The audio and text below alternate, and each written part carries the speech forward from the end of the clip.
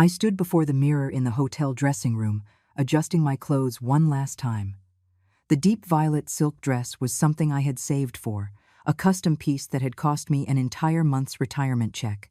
Peonies were embroidered in a dark thread along the collar and cuffs, the fabric shimmering softly under the lights. I smoothed out a non-existent wrinkle, seeing the 60 years of my life etched into the face looking back at me. But today, I had to look my most dignified for my son's wedding. "Mom, are you ready?" Michael pushed the door open, his suit perfectly pressed, his hair combed without a single strand out of place. My son, the groom, looked more handsome than I had ever seen him. "Ready, ready," I said, turning with a smile. I couldn't help but reach out and straighten his bow tie. My son looked so handsome today. Michael dodged my hand with a hint of embarrassment. "Mom, don't. I'm 30 years old." I pulled my hand back gracefully, a pang of bitterness in my heart. Yes, my son was a grown man, and today he would become someone else's husband. From this day forward, I would no longer be the most important person in his life.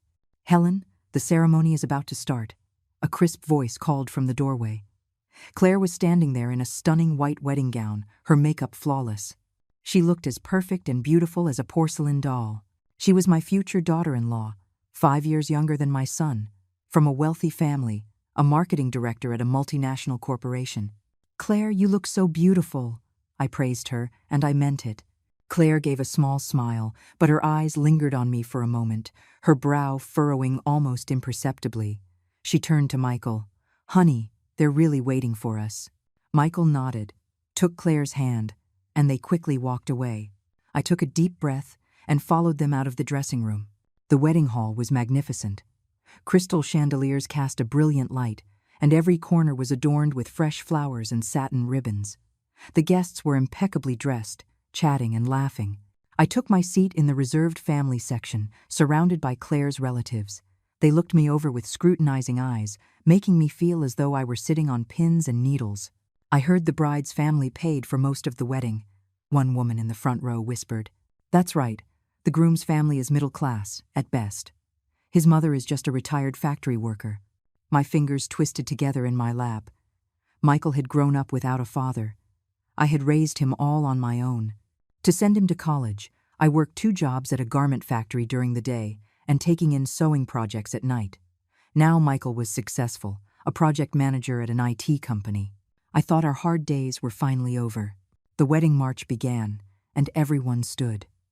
I watched my son take Claire's hand and walk slowly toward the stage, my eyes welling up with tears. No matter what anyone said, today was the most important day of my son's life, and I was proud of him. The ceremony went smoothly until the officiant announced, "And now we invite the parents of the bride and groom to the stage to receive a toast from the happy couple." I stood up, my heart racing. This was the moment I had been waiting for, to stand before everyone, accept a toast from my son and his new wife, and officially become a mother-in-law. I straightened my dress, ready to walk up. Just then, Claire rushed over to me and said in a low, urgent voice, "Helen, that dress is just too tacky. Please don't embarrass us." I froze, feeling as if a bucket of ice water had been dumped over my head. The guests around us had already started whispering, some looking our way with curiosity. "Claire," I tried to explain, "I had this dress specially made. Please," she pleaded, but her eyes held a hard, non-negotiable edge. "Your dress completely clashes with the style of our wedding. It will look terrible in the photos." My vision blurred, and my throat felt tight. I looked at Michael on the stage, hoping he would say something, but he just stood there awkwardly, avoiding my gaze. The hall grew quiet, and all eyes were on me. I could feel my face burning, my fingers trembling uncontrollably. Then, I did something no one expected. With a small smile, I slowly took off the violet dress. Underneath, I was wearing a quilted vest, made from countless scraps of fabric. It was a kaleidoscope of colors, yet it was surprisingly beautiful and harmonious. On each patch of fabric, a tiny image was embroidered, a baby's footprint, the logo of an elementary school, a university crest, and the dates of all of Michael's important milestones. The room erupted in a flurry of whispers. "What is going on? That vest is so unique. It looks handmade." Claire's face went pale. "Mom, what are you doing?" My voice was soft, but in the suddenly silent hall, it was perfectly clear. "I made this from the clothes Michael wore growing up. Every piece of fabric came from something I sewed for him. From the very first onesie he wore as a baby to the new shirt I stayed up all night to make for him when he left for college."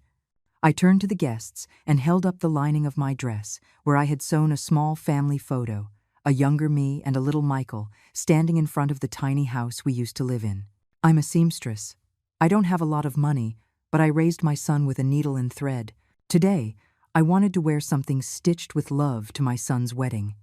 If that's tacky, then I suppose I'll just have to be tacky." The entire hall was silent. I saw a few older women in the front row dabbing their eyes with handkerchiefs. Claire's expression shifted from shock to fury. "Are you doing this on purpose to embarrass me?" "Claire," Michael finally ran down from the stage and grabbed his new wife's arm. "Don't be like that. She didn't mean it." "I didn't mean it?" Claire scoffed. "Stealing the show in front of all these people? What else could it be? Michael, you have to make a choice, right here, right now. Is it going to be your mother, or is it going to be me?" Michael looked at me, then at Claire, his face a mask of agony and indecision. Finally, he whispered to me, "Mom, please, just go home for now. I'll call you when Claire calms down." In that moment, my heart shattered. I nodded silently, picked up my violet dress from the floor, and turned toward the exit. The sound of murmuring followed me, but I no longer cared. Outside the hotel, the early summer sun was so bright it made my eyes ache. I stood on the sidewalk with no idea where to go. Home? The empty house would only make me feel more alone. Visit an old friend? I didn't want anyone to see me like this. In the end, I boarded a city bus and let it carry me aimlessly through the streets. The scenery outside the window blurred into a smear of colors, just like my thoughts. I remembered when Michael was a little boy, always proudly telling his classmates, "My mom makes the best clothes in the world." Back then, no matter how busy I was, I would always find time to sew him new outfits, and he would always put them on immediately, twirling in front of the mirror. When did my son start to become ashamed of me? The bus reached the end of its line. I got off mechanically and found myself at the city park. It was a place I often came to, quiet and shaded by trees. I found a bench and finally let the tears I had been holding back stream down my face. "Ma'am, are you okay?" a gentle voice asked beside me. I looked up to see a young woman looking at me with concern. She was holding a book and looked like a student from the nearby university. "I'm fine, thank you." I managed a weak smile, wiping my tears. The girl hesitated for a moment, then sat down next to me. "If you need someone to talk to, I don't have anywhere to be today." Perhaps it was the kindness of a stranger, or perhaps it was the emotions I had bottled up for too long, but I found myself telling this girl I had never met everything that had just happened. "So, your daughter-in-law wouldn't let you on stage because she thought your clothes weren't fancy enough," the girl said indignantly after I finished. "That is just awful." And I shook my head with a bitter smile. "Maybe I just don't understand fashion anymore. Young people have their own tastes. I shouldn't have been so stubborn." "No, ma'am, this isn't about fashion. It's about respect," the girl said earnestly. "You sacrificed so much for your son. They should be grateful, not ashamed." Her words warmed my heart. We talked for a long time until the sun began to set. Before she left, she insisted on getting my phone number. "Ma'am, my name is Maya. If you ever need anything, please call me." By the time I got home, it was completely dark. I turned on the lights, and the empty house felt especially cold and desolate. There were a few messages on the answering machine, all from old friends congratulating me and asking how the wedding went. I didn't reply. I just sat on the sofa, staring at Michael's photos on the wall. The phone rang suddenly. I hesitated, then picked it up. "Mom, it's me." Michael's voice sounded weary and heavy. "Hello," I said, not knowing what else to say. "Claire is still really upset about today. She said you deliberately made a scene to humiliate her." My heart clenched again. "Michael, you know I would never do something like that." There was a long silence on the other end. "I know, Mom, but Claire's pregnant. Her emotions are all over the place. Can you just apologize? For me, and for the baby. My hand holding the phone trembled. Pregnant? They had kept such huge news from me. And now, my son was asking me to apologize to the person who had publicly humiliated me. Michael, I was very hurt today, I said, trying to keep my voice steady. But I will not apologize, because I did nothing wrong. If my presence is going to be an embarrassment to you, then I can stay out of your life. Mom, what are you talking about? Michael sounded agitated. That's not what I mean. I'm tired. I'm going to bed, I said softly and hung up the phone. Tears streamed down my face again. That night, I tossed and turned, unable to sleep. Sometime in the early hours of the morning, I made a decision. I would move away, to a small town down south. The cost of living was lower there. I could open a small tailor shop and live out the rest of my days in peace. If my existence only made things difficult for my son, then it was better to leave. The next morning, I started packing. Just as I was putting a photo album into a box, the doorbell rang. Through the peephole, I saw Michael standing outside alone. His eyes were red and swollen. He clearly hadn't slept. I took a deep breath and opened the door. I opened the door to find Michael standing there, his suit wrinkled, his eyes bloodshot. He was holding a plastic bag with a few takeout containers inside. Mom, I brought you some breakfast. His voice was hoarse, and he couldn't meet my eyes. I stepped aside to let him in, saying nothing. In the kitchen, I took out plates and quietly set out the bagels and coffee he had brought. The son who once shared every detail of his life with me now sat across from me with his head bowed, like a child who had done something wrong. Mom, about yesterday. Michael finally broke the silence. How is your wife? I interrupted him, deliberately using the formal term instead of her name, Claire. Michael's fingers drummed unconsciously on the table. She went to stay with her family. Her father is furious.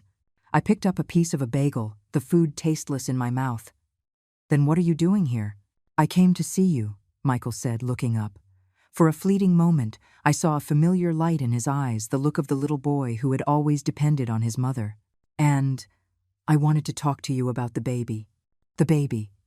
The word was like a dull knife, slowly twisting in my heart. My grandchild, a new life I should have been overjoyed to welcome, had now become a wall between my son and me. How many months? I asked, trying to keep my voice even. 3 months, Michael said, looking down. We were going to tell you yesterday, after the wedding. But my tacky clothes ruined your plan. I finished for him with a bitter smile. Mom, Michael's voice rose. Can you please not be like this? Claire is just a bit of a perfectionist. She planned every detail of that wedding for months. And that quilted vest, it really wasn't appropriate for such a formal event. I put down my fork and looked directly into my son's eyes. Michael, do you remember your 6th grade parent-teacher conference? It was the same day the factory had a mandatory overtime shift. Michael paused, clearly surprised by the sudden change of subject. I took the day off, I continued, my voice trembling slightly. And I stayed up all night to make you a little suit. I used leftover fabric scraps from the factory floor, a dark blue with tiny white pinstripes. You put it on and were so happy you spun around in front of the mirror for half an hour, saying you were going to be the most handsome boy in the whole class. A flicker of emotion crossed Michael's face, as if the memory had touched him. At the conference, all the other mothers complimented your suit. They asked me which high-end children's store I'd bought it from. I smiled, but tears began to fall uncontrollably. You proudly told them, my mom made it herself. It's the only one in the world. Mom. Michael's voice was choked with emotion. And now, a piece of that little suit is sewn into the vest you were so ashamed of yesterday, I said, wiping my tears with my sleeve. I don't blame you for thinking it's tacky. Times have changed, styles have changed.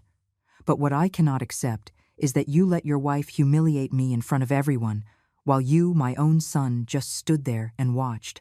Michael's face went pale. He buried his head in his hands.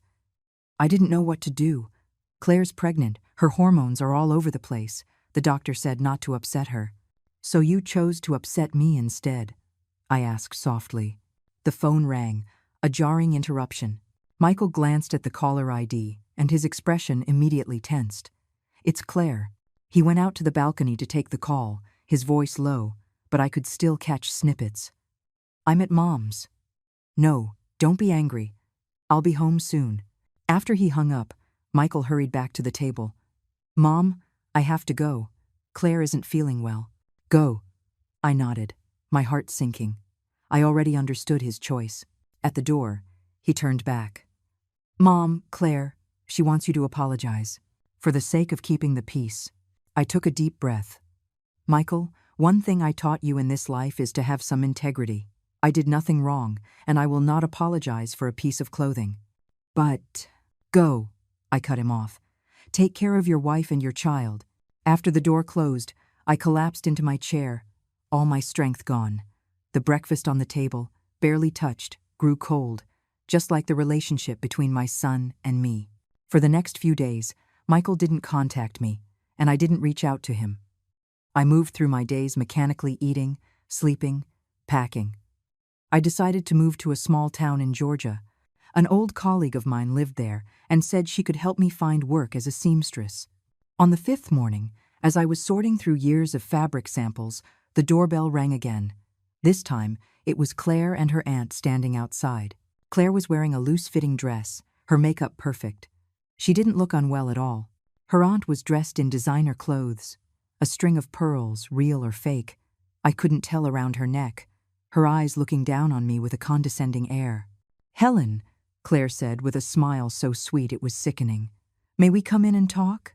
I stepped aside and let them in. Claire's aunt, she later insisted I call her Mrs. Gable, immediately began surveying my small apartment, her disdain obvious. "Mrs. Miller." Mrs. Gable began without preamble. "My niece is pregnant now, and it's not good for her to be upset. We hope to put the unfortunate incident at the wedding behind us." I looked at Claire. "I just wanted to attend my son's wedding. End of calm. The way you did it was humiliating for me in front of all my friends and family." Claire pouted, an expression that reminded me of Michael as a child when he couldn't have a new toy. "Now everyone is talking, saying I'm awful to my mother-in-law." "Claire," I said, trying to keep my tone even, "if you hadn't publicly called me an embarrassment, none of this would have happened." Mrs. Gable let out a cold laugh. "Mrs. Miller, with all due respect, that patchwork garment of yours was truly inappropriate for such a high-class event. The Hayes family is well respected in the business community. Our guests were all people of stature." A wave of dizziness washed over me, and I had to grab the back of the sofa for support. It had been happening more frequently lately. I suspected my high blood pressure was acting up again. "Are you all right?" Claire frowned, but she took a step back, as if she thought I might suddenly fall and try to sue her. "I'm fine," I said, taking a few deep breaths. When the dizziness passed, I said, "Let's be direct. Why are you here today?" Mrs. Gable took a document out of her designer handbag. "This is an agreement. If you sign it, you promise to refrain from any future behavior that could negatively impact my niece and her husband, and you will ensure your attire is appropriate at all family gatherings. In exchange, we will give you a sum of money as compensation." I took the paper. It was filled with dense legal clauses, but the core message was clear. I had to become an invisible mother, someone who wouldn't disturb their high society life. The compensation amount was $10,000. My hands began to shake, not because of the insulting agreement, but because of a sudden realization. My son knew about this. He had allowed his wife and her aunt to treat his mother this way. "Does Michael know you're here?" I asked softly. Claire and her aunt exchanged a look. "Michael is in a difficult position," Claire said. "He loves you, but he also has to consider the harmony of our new family. Helen, just sign it. It will make things easier for everyone." I slowly tore the agreement in half. "Please leave, and tell Michael that his mother may be poor, but she hasn't lost her integrity." Mrs. Gable's face turned livid. "Helen Miller, don't be ungrateful. Do you really think your son will side with you? He's part of the Hayes family now, with a bright future ahead of him. If you truly cared for him, you'd know what to do." "Aunt, don't get worked up," Claire said, calming her aunt before turning back to me. "Helen, please reconsider. Michael and I have a doctor's appointment next week for the baby. We'd like to have your answer before then." After they left, I sat on the sofa, feeling a weariness I had never known before. It wasn't physical exhaustion, but a deep, bone-wearying disappointment and sorrow. I picked up the phone and dialed Michael's number. It rang for a long time before he answered. "Mom." His voice was cautious. "Your aunt and your wife were just here," I said flatly. "They offered me $10,000 in exchange for a promise not to embarrass you again." There was a long silence on the other end. "Mom, they were just trying to keep the peace," he finally said, his voice full of torment. "Michael," I cut him off, "I'm going to ask you one last question. If I signed that paper, would you be happy? Would you still be ashamed to have me as your mother?" "Mom, I've never—" "Answer me," I insisted. Another silence. Then I heard him say, so quietly I almost missed it, "Mom, sometimes people have to compromise." My heart turned to ice. "Fine. I understand. Michael, from this day on, you live your life, and I'll live mine. I won't bother you again." "Mom, what does that mean?" "It means," I said, fighting to control the tremble in my voice, "I'm moving away, down south. You won't have to worry about me embarrassing you in front of your friends and family anymore." "No," Michael's voice suddenly rose. "You can't just leave. We need to talk." "There's nothing left to talk about," I said softly. "Take care of yourself. And the baby." After hanging up, I broke down completely. But strangely, amidst the tears, I felt a sense of release. I finally understood. My son had made his choice, and now I had to make mine. Over the next few days, I packed with a new sense of urgency. This old apartment, my home for over 20 years, was filled with memories of Michael and me.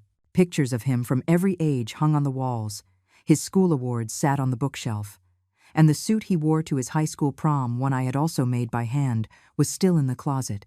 Packing each item felt like reliving the sweet and bitter moments of the past. The hardest thing to part with was my sewing machine, my old, trusty Singer.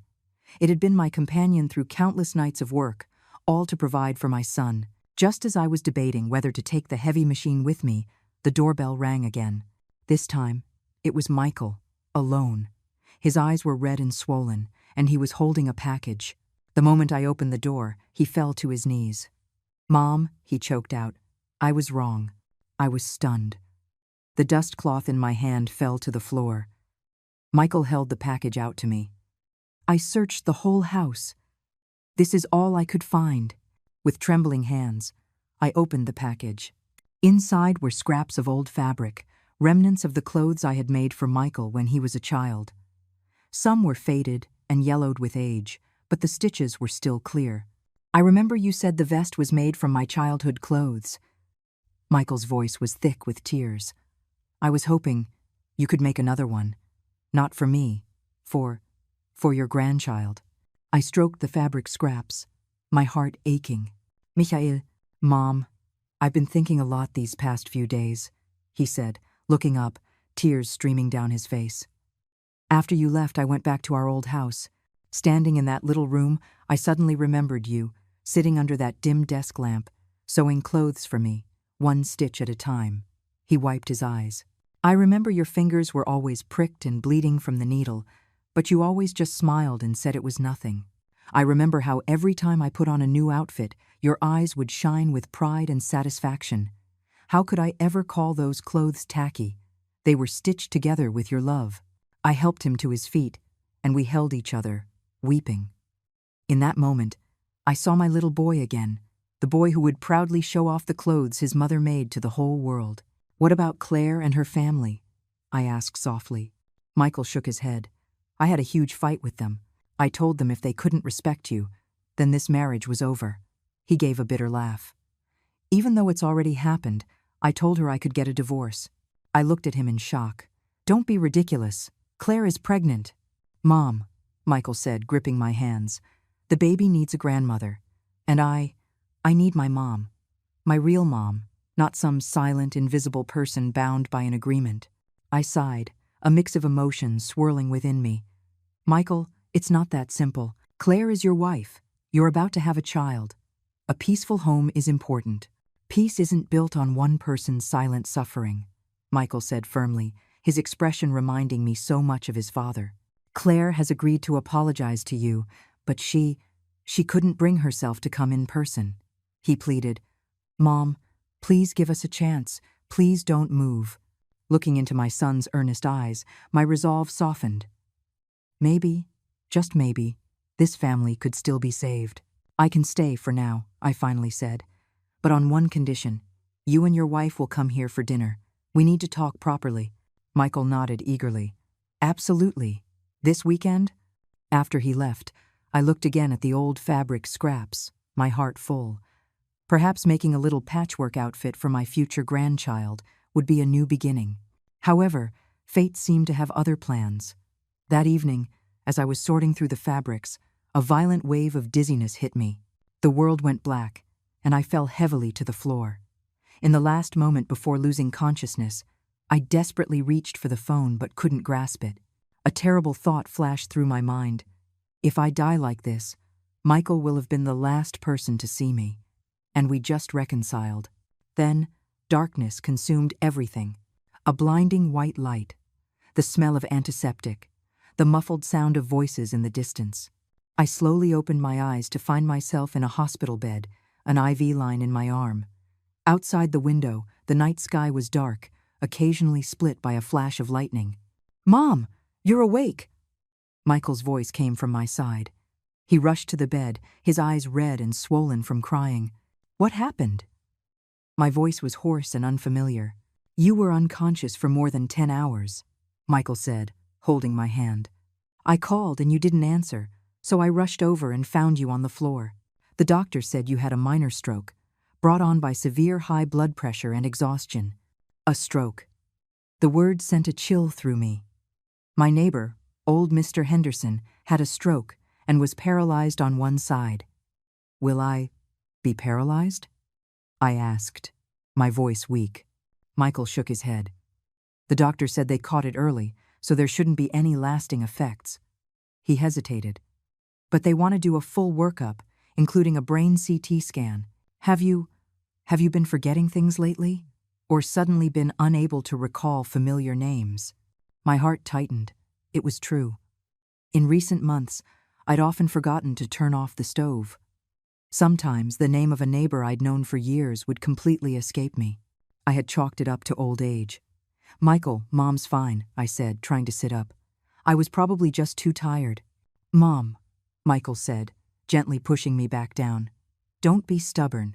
Do you have any idea how scared I was when I saw you lying on the floor? I thought. His voice broke.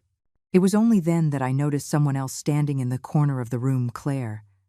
She was wearing a loose-fitting maternity dress and looked pale, but at least she was here. Helen, she said, walking over, her voice softer than usual. You really scared us. I looked at her, then at Michael, surprised. He explained quietly. Claire was worried about you too. She feels terrible about what happened at the wedding. Claire managed an awkward smile. Helen, I was too obsessed with the wedding. I wasn't thinking straight. Please don't hold it against me. I knew the apology wasn't entirely sincere, but it was a start.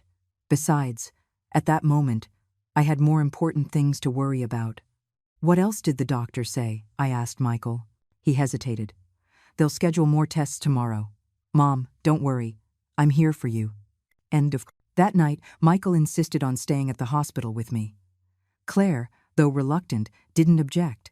In the middle of the night, I woke up to see Michael curled up asleep on the small sofa, looking like an insecure child. My eyes filled with tears again. No matter what happened, he was still my son. The next morning, a team of doctors came on their rounds. The head of neurology asked me a few questions, and then scheduled a series of tests. Michael was by my side the entire time, while Claire left, citing a prenatal checkup. During the MRI, the loud humming of the machine made my heart race. The feeling of being enclosed in that narrow space reminded me of my days at the garment factory, stuck in a stuffy workshop for 12 hours at a time, breathing in cotton dust and chemical fumes, all to earn a little extra money for Michael's education. After the tests, the attending physician called Michael and me into his office. He looked at the results with a grave expression, and my heart sank. "Mrs. Miller," the doctor said, pushing up his glasses, "the MRI shows signs of mild cerebral atrophy. Combined with the memory loss you've described, we suspect it may be early-onset Alzheimer's disease." The world seemed to stop. Alzheimer's, dementia. The image of the old woman in my neighborhood who wandered the streets, unable to recognize her own children, flashed in my mind. "We'll need to do more tests to confirm," the doctor continued. "For now, it's just a suspicion. We will arrange for more detailed cognitive function tests." Michael's face was ashen. "Doctor, if it is, can it be cured?" "There is currently no cure, but early intervention can slow the progression of the disease," the doctor said, turning to me. "Mrs. Miller, do you have someone to look after you at home?" I shook my head. "I live alone." "That's not an option," the doctor said firmly. "In your current condition, living alone is very dangerous." This stroke was a warning sign. After leaving the doctor's office, Michael held my hand tightly. "Mom, move in with us. Claire's pregnant. You can help take care of things." I gave a bitter smile. "Do you really think Claire would agree to that?" Michael bit his lip. "I'll convince her. Mom, you can't be alone anymore. What if something happens again?" Seeing his anxious face, I couldn't bear to refuse completely. "Let's wait for the final diagnosis. Maybe it's just a false alarm." But deep down, I knew it wasn't that simple. The increasingly frequent memory lapses, the strange, dizzy spells, they all pointed to a truth I didn't want to face. I was slowly losing myself, and the process would likely be long and painful. 3 days later, the cognitive test results confirmed the doctor's suspicion: early-onset Alzheimer's disease. While the symptoms were currently mild, they would gradually worsen. "Mrs. Miller," the doctor said kindly, "maintaining a positive attitude is very important. Participating in social activities, keeping your mind active, reading, doing crafts can all help slow the progression." "Crafts?" I looked down at my calloused hands. Sewing had been my life's work. Now, it might just be my lifeline. On the day I was discharged, Michael and Claire came to pick me up. To my surprise, Claire's attitude toward me had softened considerably. "Helen," she said in the car on the way home, "Michael and I talked it over. We'd like you to move in with us for a while, at least until you're feeling stronger." I saw Michael give his wife a grateful look in the rearview mirror. It seemed they had reached some kind of compromise. "Thank you for the offer," I said softly. "But I'd rather go back to my own home. It's closer to the hospital, and my friends are nearby." End quote. "Mom," Michael said, his voice pleading, "the doctor said you can't be alone. I can hire a part-time caregiver," I insisted. "Someone to come for a few hours a day to help with cooking and cleaning. Michael, I've been independent my whole life. Suddenly living with young people, I just feel out of place." What I didn't say was that I didn't want to become a burden and a source of conflict in my son's marriage. How long would Claire's newfound kindness last? What would happen when my condition worsened and I needed long-term care? In the end, Michael reluctantly agreed to my decision, but he insisted on coming to see me every day after work. Claire promised to help me find a reliable caregiver. Back in my familiar little apartment, I let out a long sigh of relief. The antiseptic smell of the hospital had been suffocating. It was good to be home, even if this home would soon become unfamiliar because of my illness. In the days that followed, I tried to maintain a normal life. The caregiver Michael found was a woman from Louisiana in her 50s, efficient and not too talkative, which suited me perfectly. Claire would occasionally come with Michael, always bringing some nutritional supplements. She was polite but distant, but at least there was no longer any hostility. One day, she even brought up the quilted vest herself. "Helen," she asked cautiously, "did you really make that vest from Michael's old baby clothes?" I nodded and took the vest out of the closet to show her. Claire gently touched each patch of fabric as I explained its origin. "This piece is from the blanket he came home from the hospital in," I said, pointing to a pale blue cotton square. "This plaid fabric was from the shirt he wore on his first day of school. This navy corduroy was from his middle school graduation." Claire's eyes lit up. "Helen, that's so meaningful. This kind of craft is really popular overseas now. They call it a memory quilt. One can sell for thousands of dollars." I looked at her, surprised. You like this? For the first time, she showed a genuine smile. I saw an exhibition of similar works when I was studying abroad. Helen, your skill is so good, you could turn this into a brand. End of. It was the first time I had seen Claire show any real interest in or respect for me. Maybe quilt making could become a bridge between us. That night, I made a decision. I would take up my sewing work again, not just to slow the progression of my illness, but to rediscover my own value and dignity. The next day, I pulled out my long, unused Singer sewing machine and began designing a series of quilted pieces, baby blankets, aprons, decorative wall hangings. Each piece was infused with years of memories and my understanding of life. Michael was thrilled to see me rediscover my passion. Mom, you should have done this ages ago. Claire even said she could help promote it on her social media. I smiled and shook my head. Let's just focus on making them first. If I'm going to sell them, they have to be perfect. In truth, I had a bigger plan in mind. I wanted to make a complete set of quilted items for my unborn grandchild, from birth to their first birthday, each one pieced together from the fabric of Michael's childhood clothes. It would be a continuation of my love, a way to reconnect with my family. However, just as I was immersing myself in this warm and hopeful project, fate dealt me another heavy blow.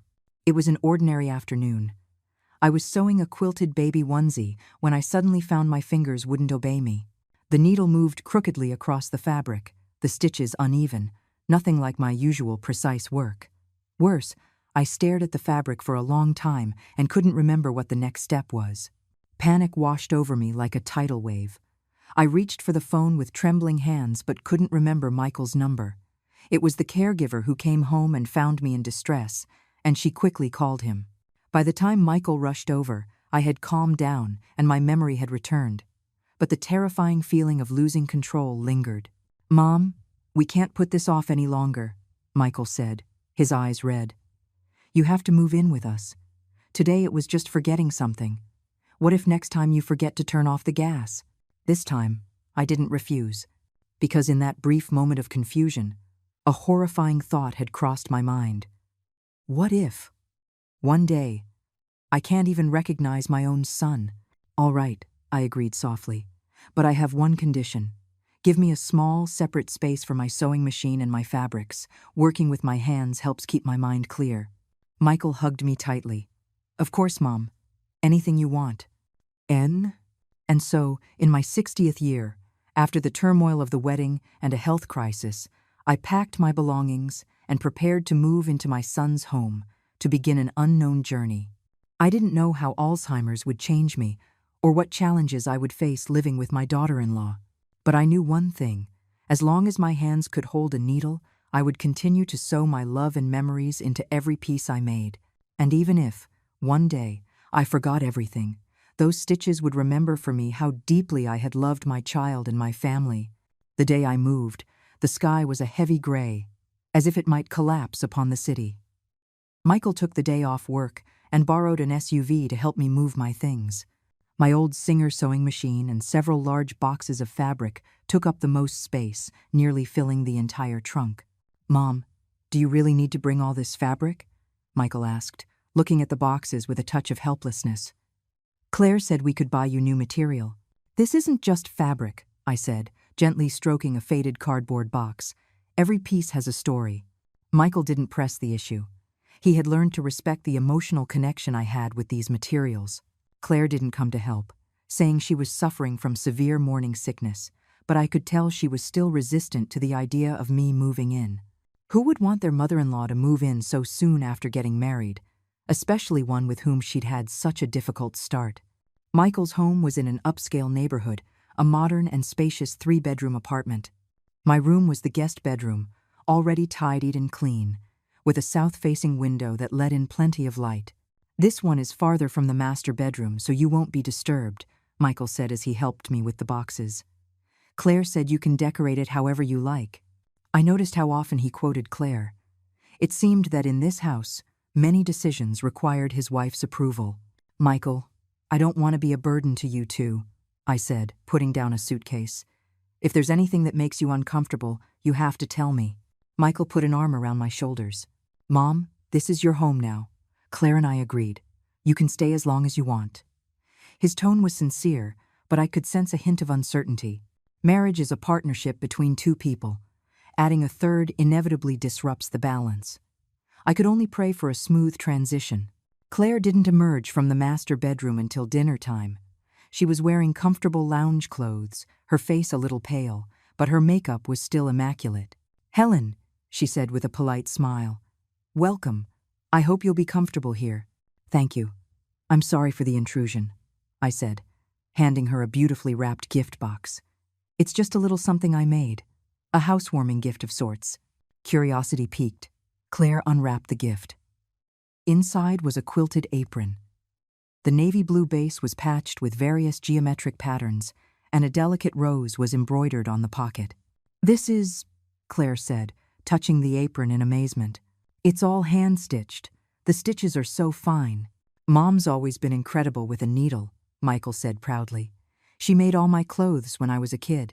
Claire looked at the apron thoughtfully, then did something unexpected. She put it on. "Perfect. I'm making dinner tonight," she announced. "I'll give it a try." Michael and I exchanged a look of surprise. As far as I knew, Claire almost never cooked. They usually ordered takeout or had a part-time housekeeper prepare their meals. In the kitchen, Claire chopped vegetables awkwardly. I couldn't help but step in to guide her. "Hold the knife like this. Use your wrist." To my surprise, she wasn't impatient. She followed my instructions with genuine interest. The dinner was simple, but the atmosphere was much more harmonious than I had expected. Afterwards, Michael did the dishes while Claire and I sat in the living room. In the midst of an awkward silence, she suddenly asked, "Helen, how did you learn to sew?" The question opened a floodgate of memories. I told her that my mother had been the village seamstress, and I had grown up playing in piles of fabric scraps. By 12, I could make a shirt on my own, and by 16, I could replicate fashions from magazines. After the economic reforms, I went to work in a garment factory in the city, where I met Michael's father. "What happened then?" Claire asked, clearly intrigued by my story. "Then, his father passed away from an illness, leaving Michael and me on our own," I said, glossing over those difficult years. "Sewing became how we survived." Claire was silent for a moment, then said, "Helen, have you ever thought about opening a studio? With your skill, you could do high-end custom work." I laughed. "At my age? I don't have the energy for that anymore. Just doing some crafts to keep my hands and mind busy is enough." "No, I'm serious." Claire's eyes lit up. "I work in marketing, and I know a lot of people in the fashion industry. Handmade quilts, especially pieces with a personal story, are very popular right now." And just like that, we had our first real conversation. I discovered that, setting aside the tension of our relationship, Claire was a smart and business-savvy young woman, and she, in turn, seemed to see me in a new light, not just as a dowdy mother-in-law, but as a woman with a story and a skill. That night, lying in the unfamiliar bed and listening to the rain pattering against the window, I felt a flicker of hope. Maybe, living under the same roof, we could truly find a way to coexist peacefully. But the peace was short-lived. The next morning, I was woken by the sound of a fierce argument. "How many times have I told you to squeeze the toothpaste from the bottom? Your mother has only been here for 1 day, and you're already getting sloppy." Claire's voice was sharp and piercing. "Keep your voice down. Mom will hear you," Michael whispered back. "I don't care. And another thing, those boxes of fabric have taken over the entire storage closet. There's no room for my workout equipment." I curled up under the covers, my heart aching. It had only been 1 day, and I was already the cause of their fights. I quietly got out of bed and decided to take a walk in the nearby park to give them some space. The park was quiet in the early morning. I sat on a bench, staring at the mist rising from the lake. My phone rang. It was Michael. "Mom, where are you?" he asked, his voice full of anxiety. "I woke up and you were gone." "I'm just taking a walk in the park," I said, trying to sound cheerful. "The morning air is nice. How is Ixto?" "Oh," he said, seeming relieved. "Listen, Claire is, with the pregnancy, her emotions are all over the place. If she said anything this morning, don't take it to heart." "I didn't hear a thing," I lied. "Michael, I don't want to be a burden. If there's ever a problem, you have to tell me." When I got back to the apartment, Claire had already left for work. Michael explained that something urgent had come up at the office. We both tacitly avoided mentioning the morning's argument. In the days that followed, I tried to make myself as inconspicuous as possible. While they were at work, I stayed in my room quilting or went for walks. By the time they came home in the evening, I would have a simple dinner ready. Gradually, Claire stopped criticizing my home cooking and even started complimenting a few of the dishes she liked. But beneath the calm surface, an undercurrent of tension remained. I noticed Michael growing quieter, with dark circles under his eyes. Claire's moods would swing from overly friendly to ice cold, and my own memory problems were getting worse. Sometimes I would forget to turn off the faucet or ask the same question multiple times. One weekend afternoon, things finally came to a head. I was in the living room, organizing some of my finished quilts, when Claire came home with a few of her friends for tea. They were all amazed by my work, and one of her friends even offered to buy a piece for a high price. "Helen's skills have been passed down in her family," Claire announced proudly. "You rarely see this kind of traditional quilting anymore." I was flattered and immediately offered to give her friend one of the smaller pieces as a gift. However, as soon as her guests left, Claire's expression turned sour. "Helen," she said coldly, "in the future, please do not promise to give things away without my permission. She is my friend, and that creates a social obligation for me." I was stunned. "I'm sorry, I didn't realize." "And another thing," she continued, "can you please organize your fabrics? Mrs. Thompson almost tripped over one of your boxes in the hallway. This is an upscale building, not your old rundown apartment." Every word was like a knife in my heart. I nodded silently, gathered my things, and went back to my room. That evening, I told Michael what had happened, hoping he could gently remind Claire to be more mindful of her words. I never imagined it would trigger their most explosive fight yet. I heard things being thrown in the master bedroom and Claire's piercing screams. "You only ever think about your mother's feelings. Have you ever thought about mine? This is my house. She's my mother, and she's been trying her best to adapt. Then make her move out. I can't take it anymore." I sat on the edge of my bed, my hands shaking. The thing I had feared most had happened. I had become the destroyer of my son's marriage. That night, I tossed and turned, and finally made a painful decision. The next morning, after they left for work, I started to pack my bags. I wouldn't wait for the conflict to escalate beyond repair. I would leave while I still had some dignity left. I was halfway through packing when the doorbell rang. Standing outside was a well-dressed, middle-aged man holding a fruit basket. "Excuse me, is this the home of Mrs. Helen Miller?" he asked politely. I nodded. "I'm Helen Miller." "Mrs. Miller, hello. My name is Edward Hayes," he said, handing me a business card. "Claire's father." I took the card in surprise and invited him in. Edward Hayes carried himself with an air of sophistication, but his eyes were sharp, the look of a shrewd businessman. "Mrs. Miller, I'll be direct," he said, sitting down.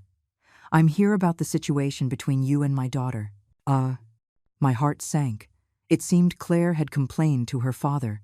"Mr. Hayes," I said bluntly, "I was just about to move out. I don't want to interfere in the children's lives." He shook his head. "You misunderstand. I'm not here to ask you to leave. On the contrary, I'm here to ask for your help." What he said next left me speechless. "You misunderstand," he repeated. "I'm not here to ask you to leave. On the contrary, I'm here to ask for your help." Oh. Edward's words left me frozen, my fingers gripping the armrest of the sofa. The sunlight streaming through the window cast his profile in silhouette, outlining a shape that was hauntingly familiar. A wave of dizziness washed over me, not from my Alzheimer's, but because his face, the shape of his eyes, the set of his brow superimposed itself over an image from deep within my memory. "Mr. Hayes, I don't understand," he stammered. Edward reached into his suit jacket and pulled out a faded photograph, gently pushing it across the coffee table toward me. "Helen Miller, it's been 35 years. You've changed, but the spirit in your eyes is exactly the same." The photograph was of two young people, taken in the 1980s, with a scenic lake in the background. The girl wore her hair in braids and a simple floral dress. The boy wore thick-rimmed glasses, his white shirt tucked into olive green trousers. It was me, and Edward Hayes. No, back then, his name was Eddie. He was the young manager from corporate who had been assigned to the garment factory where I worked. Eddie, the name escaped my lips, coated in the dust of more than 3 decades. Edward, no. Eddie's eyes grew moist. I can't believe you still remember that name. I changed it before I went abroad. Edward sounded better for business. Memories flooded back. The summer of 1985, at a textile mill in North Carolina. I was a new temp worker, and he was a young manager sent down from the head office. We fell in love, but his family was vehemently opposed. His father was a senior executive, while I was just a girl from a small country town. Eventually, his family arranged for him to study overseas, and we were forced to part. The last time we met, he secretly slipped me a bus ticket, begging me to run away with him. But I refused because my mother was sick and needed me to take care of her. My mother was sick, I murmured, my fingers tracing the 2 young faces in the photograph. Eddie nodded. I had someone ask about you later. They told me you had gotten married, had a child. My husband passed away from an illness a long time ago, leaving me to raise our son on my own, I said with a sad smile. Life is full of surprises, isn't it? A long silence fell between us. The sunbeam crept across the floor, illuminating the dust motes dancing in the air. Helen, Eddie said, suddenly taking my hand, I never imagined that Claire's mother-in-law would be you. The other day, she came home crying, saying her husband's mother had embarrassed her at the wedding. When she mentioned a quilted patchwork vest, I had a feeling it might be you. I pulled my hand away. So, you're here today to apologize? His voice was low. For my daughter's rudeness and for my own cowardice 35 years ago. I didn't fight my family's pressure. I let you down. I shook my head. That's all in the past. Now you're a successful businessman, and I'm a retired old woman. Our children have their own families. No, Helen. Eddie's gaze was intense. Fate has given us a second chance. My wife passed away 5 years ago, and I can see that life hasn't been easy for you. His words stung. He was right, it hadn't been easy. The hardship of raising a son alone, the shadow of Alzheimer's, the tension with my daughter-in-law. But I had never asked for pity. Mr. Hayes, I said, deliberately using his formal name to create distance. If you're here to reminisce, I'm afraid you'll be disappointed. My main concern right now is how not to be a burden to Michael. Eddie sighed. Let me be frank. Claire lost her mother when she was very young, and I spoiled her. She has a strong personality, but she's fragile inside. Her hostility toward you is partly because she's afraid of losing Michael's attention. I can understand that. But she's been changing lately, he continued. She's starting to take an interest in your quilting. She even asked me if I would invest in a studio for you. I thought, maybe this could be an opportunity. An opportunity for what? For you two to reconcile, he said earnestly. Helen, your craft is a precious gift. Claire has a good business sense, and I have the resources. Why not do something together? It would give you financial independence and a social circle, which would help slow the progression of your illness. I fell into deep thought. Eddie's suggestion made sense. Crafting would exercise my brain, social interaction would ease my loneliness, and financial independence would reduce my reliance on my children. But working with my daughter-in-law, it sounded like a fantasy. I need to think about it, I finally said. Eddie stood up. Of course. He handed me a note with a number on it. This is my personal cell. Call me any time. And as for Claire, don't tell her we know each other yet. I'll explain when the time is right. After he left, I sat on the sofa, my mind in turmoil.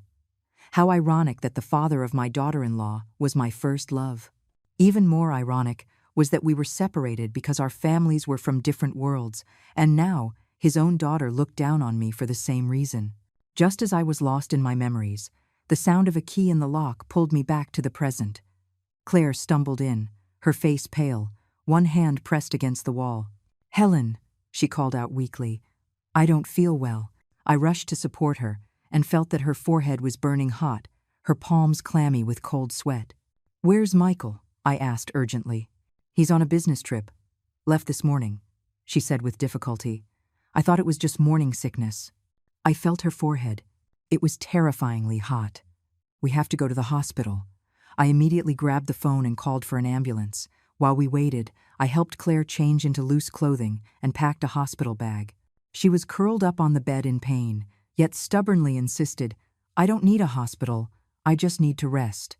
"No," I said with uncharacteristic firmness. "A high fever is very dangerous for a pregnant woman." Although, when the ambulance arrived, the paramedics quickly assessed Claire and suspected a urinary tract infection was causing the fever. She needed to be hospitalized immediately. I rode with her in the ambulance, holding her trembling hand the whole way. In the emergency room, the doctors confirmed it was an acute kidney infection and she needed antibiotics immediately. "But some antibiotics can affect the fetus," the doctor said grimly. "We need a family member to sign the consent form." "Andu." Claire weakly shook her head. "Wait for my husband." "When will he be back?" the doctor asked. "Tomorrow evening." Claire's voice was faint. The doctor frowned. "We can't wait that long. Her condition could worsen." "I'll sign." I stepped forward. "I'm her mother-in-law." Claire looked at me, surprised. The doctor hesitated. "We usually require an immediate family member. Her father is out of the country, her mother passed away, and her husband is on a business trip," I said firmly. "Right now, I am the closest family she has. I will take full responsibility." Perhaps seeing the determination in my eyes, the doctor finally agreed. After signing the forms, I called Michael and Eddie, then sat by Claire's bedside. Looking at her pale face and slightly swollen belly, I felt a surge of protectiveness. After the IV drip started, Claire's fever began to subside. In a state between sleep and wakefulness, she suddenly grabbed my hand. "Helen, why are you being so good to me?" I gently wiped the sweat from her forehead. "Silly girl, you're my daughter-in-law, and you're carrying my grandchild. Who else would I be good to?" A single tear rolled down from the corner of her eye. "But I was so awful to you." "Don't talk about the past," I patted her hand. "Just rest now, I'm right here." The night grew late. The only sounds in the room were the rhythmic beeping of the monitor and Claire's steady breathing. I gazed at the moonlight outside the window, remembering what Eddie's mother had said to me 35 years ago. "You're not from the same world. You two will never work out." Now history was repeating itself. Only the roles were reversed. Was the class divide truly an insurmountable chasm in love and family? In the early morning hours, Eddie rushed to the hospital. Seeing his daughter sleeping peacefully, he let out a sigh of relief, then turned to me. "Thank you, Helen." "Don't thank me. She's my family too," I said, exhausted. Eddie handed me a cup of hot coffee. "You go get some rest. I'll stay with her." I shook my head. "Michael won't be back until tomorrow. I'll stay tonight. You have work in the morning. Go home." He hesitated, then finally nodded. "Call me if anything happens." After Eddie left, I continued my vigil. As dawn broke, Claire woke up. Seeing me still there, her eyes reddened. "Helen, you didn't sleep at all?" I smiled and poured her a glass of warm water. "I'm old. I don't need much sleep. Are you feeling better?" She nodded, taking small sips of water, then suddenly said, "Helen, I'm so sorry." I paused. "For what?" "For everything." Her voice choked. "For what I did at the wedding, for my attitude, for what I said when my friends were over, the things I said to you." I took her hand. "It's all in the past. The most important thing now is for you to get well and protect the baby." "You don't hate me?" she asked, her eyes filled with tears.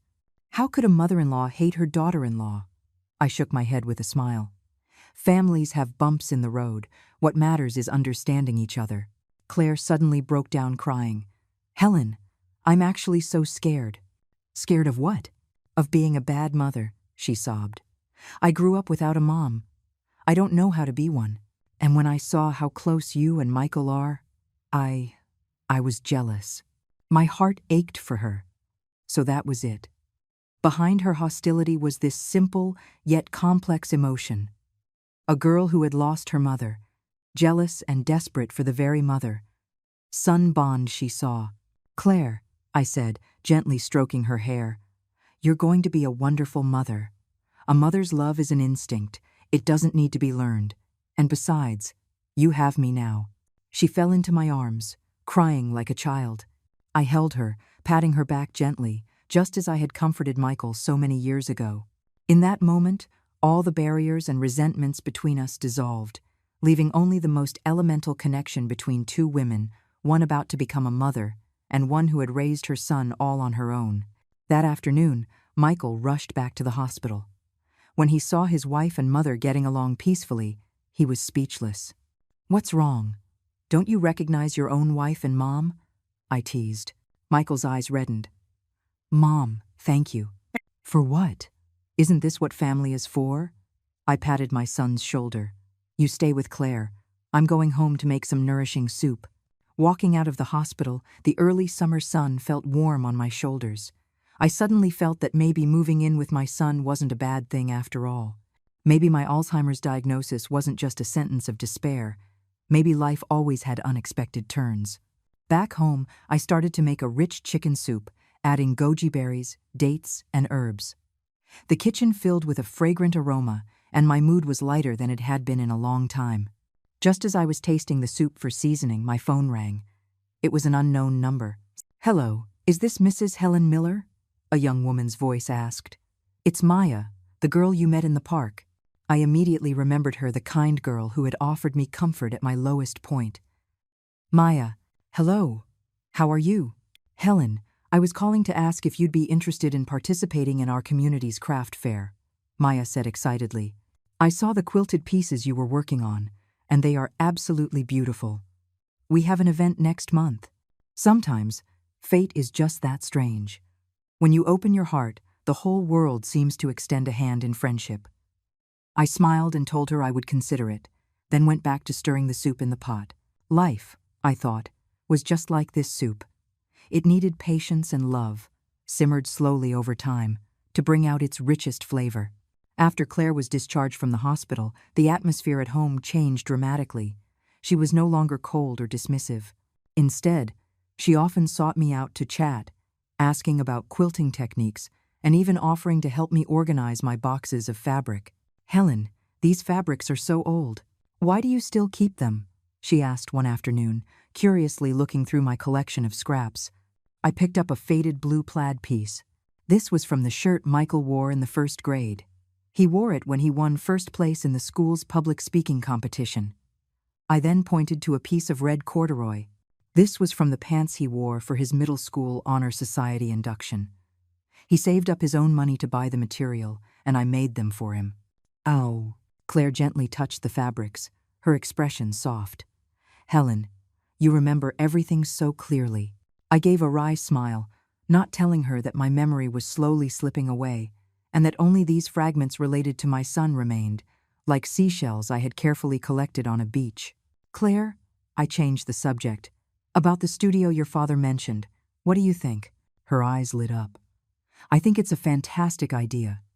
Helen, your craftsmanship is truly exceptional. We could start with small-scale custom orders, focusing on the memory quilt concept. Each piece would be infused with the client's personal story." I was amazed by her business acumen. "You know so much about this?"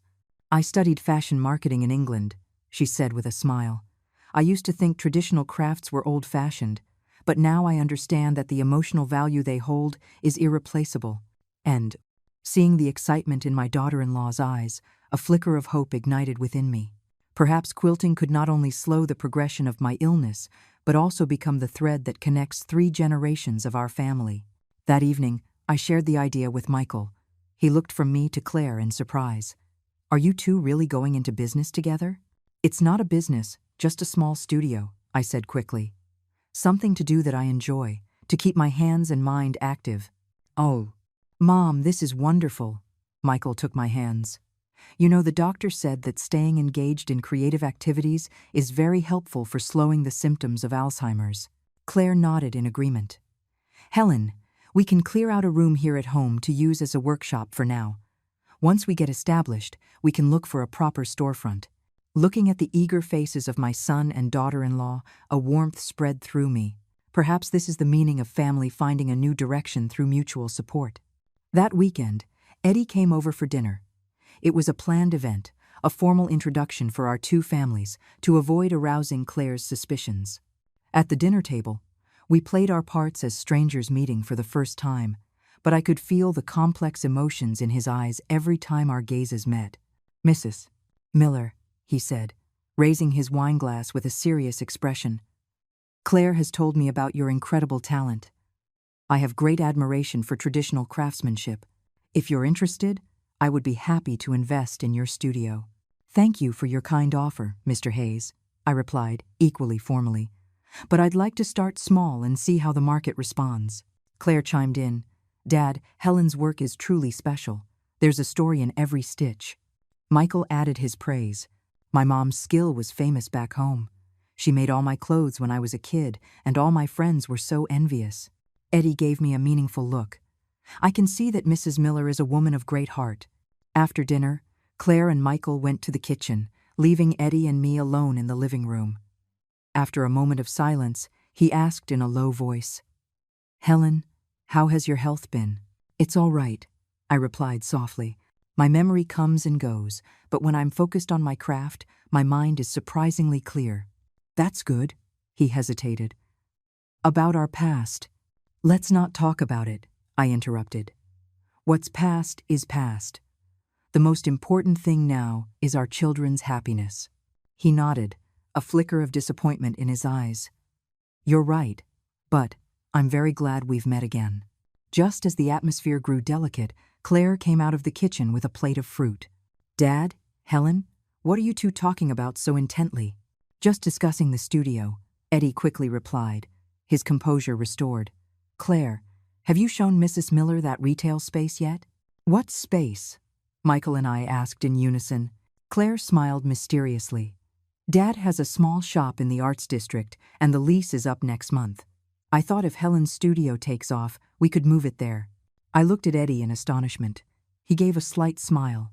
"It's a good location, lots of foot traffic. We can be flexible on the rent." "This is all so sudden," I stammered. "I'm not ready." "Helen," Claire said, sitting down next to me, "you don't have to worry about the business side of things. I'll handle that. You just need to focus on creating. Your quilts have real artistic value. More people should see them." Michael encouraged me as well. "Mom, just give it a try. Even if it doesn't work out, at least you'll have tried." Under the gaze of 3 pairs of expectant eyes, I finally nodded. "All right, let's give it a try." And just like that, my quilting studio project was officially launched. Claire was a whirlwind of action, immediately starting on renovation plans. Michael handled the legal paperwork and finances. As for me, I began to systematically organize my existing work and design new patterns. In the midst of all the activity, my Alzheimer's symptoms seemed to recede.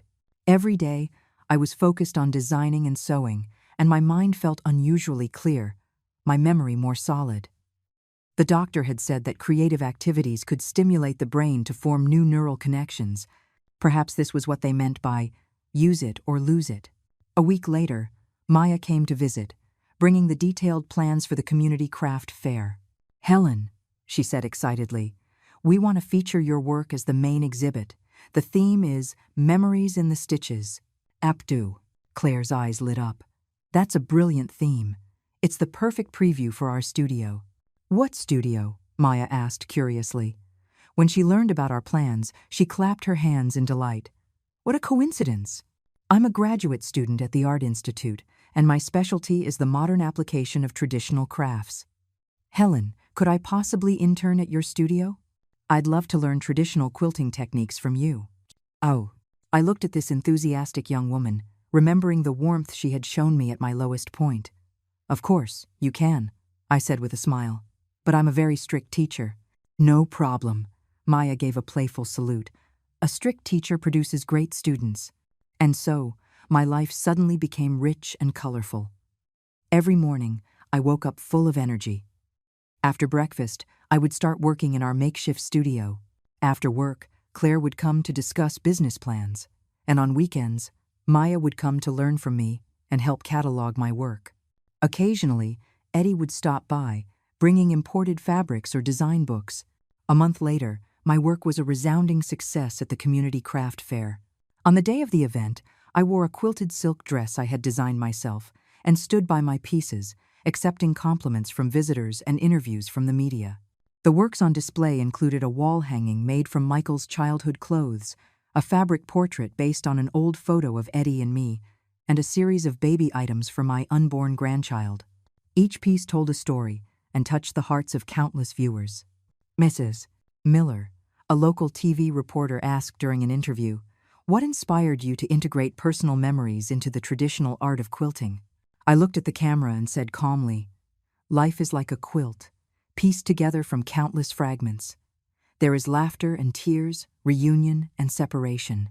I use a needle and thread to stitch these fragments together, not for perfection, but for wholeness." My words were met with warm applause. In the crowd, I saw Michael's proud smile, Claire's emotional tears, Eddie's profound gaze, and Maya frantically taking pictures. In that moment, I felt a sense of fulfillment and happiness I had never known before. However, fate always seems to enjoy reminding me of my reality when I am at my happiest. During the reception after the exhibition, as I was accepting congratulations from several collectors, a familiar wave of dizziness washed over me. The scene before me began to distort, names vanished from my memory, and for a moment I couldn't even remember where I was. "Mrs. Miller, are you all right?" someone asked with concern. I opened my mouth, but no words came out. Panic flooded me. I knew the Alzheimer's was flaring up, and in front of everyone. Just then, a strong arm supported me. "My wife is just feeling a little faint from low blood sugar." Eddie's voice sounded beside me. "Excuse us, we need to step away for a moment," and he half carried, half guided me to a quiet room and helped me into a chair, then handed me a glass of water. "Helen, take a deep breath. Don't panic." I took a sip of water with a trembling hand, trying to steady my breathing. Gradually, my thoughts began to clear. "Thank you," I whispered. "I didn't want to, in front of so many people." "I know." He knelt down to look me in the eye. "Helen, why didn't you tell the children your condition is getting worse?" I gave a weak smile. "They're so full of hope right now. The studio is just getting started. I don't want to extinguish that flame. But pushing yourself like this is more dangerous," Eddie said, his voice uncharacteristically sharp. If I hadn't noticed something was wrong today. "Eddie," I said softly, using the name I hadn't spoken in years, "promise me you won't tell them. At least not yet. Just give me a little more time." He looked at me, then finally sighed. "All right, but you have to promise me you won't overwork yourself and that you'll go for regular checkups." I nodded. Just then, we heard footsteps outside the door. Claire and Michael had come looking for us, their faces etched with worry. "Helen, what happened?" Claire rushed over and took my hand. "It's nothing. I'm just a little tired," I said with a forced smile. Michael frowned. "Mom, you look very pale. Let's go home." "No," I shook my head. "There are still so many guests." "Leave it to Maya and me," Claire said firmly. "Michael, you take Helen home to rest." And so, my son escorted me home. On the way, he kept looking at me with concern. "Mom, did you have another memory lapse?" "No." I patted his hand. "I just stood for too long. My back is sore." Back at home, Michael insisted on staying with me. We sat on the balcony, looking out at the city lights, and talked about the past funny stories from his childhood, my difficult but hopeful years. Strangely, those distant memories were crystal clear, as if they had happened just yesterday. "Mom," Michael said suddenly, "no matter what happens, I will always be here with you." My heart tightened. "Why do you say that all of a sudden?" "I know your illness might get worse," his voice choked, "but don't be afraid. You won't have to face it alone." Tears streamed down my face. So, my son knew everything. He had simply chosen to protect my dignity and hope from the shadows. That night, lying in bed, I thought about the day's roller coaster of emotions, from the joy of the exhibition's success to the terror of the public episode, and finally, the quiet love of my family. Life truly is like one of my quilts, made of pieces of every color, bright and dark, happy and sad. But as long as the needle is in my hand, I can keep sewing, right up to the very last stitch. The success of the community exhibition fast-tracked the preparations for our studio. The space Eddie provided was in a prime location in the arts district, small but with excellent natural light.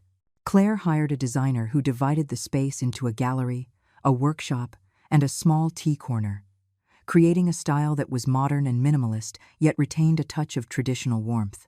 "Helen, what do you think of this logo design?" Claire asked one evening, excitedly showing me her tablet. It combined the elements of a needle, thread, and fabric to form the word memory. End of quote. I was touched by her thoughtfulness. "It's beautiful. It's so professional. Can I really run a studio like this?"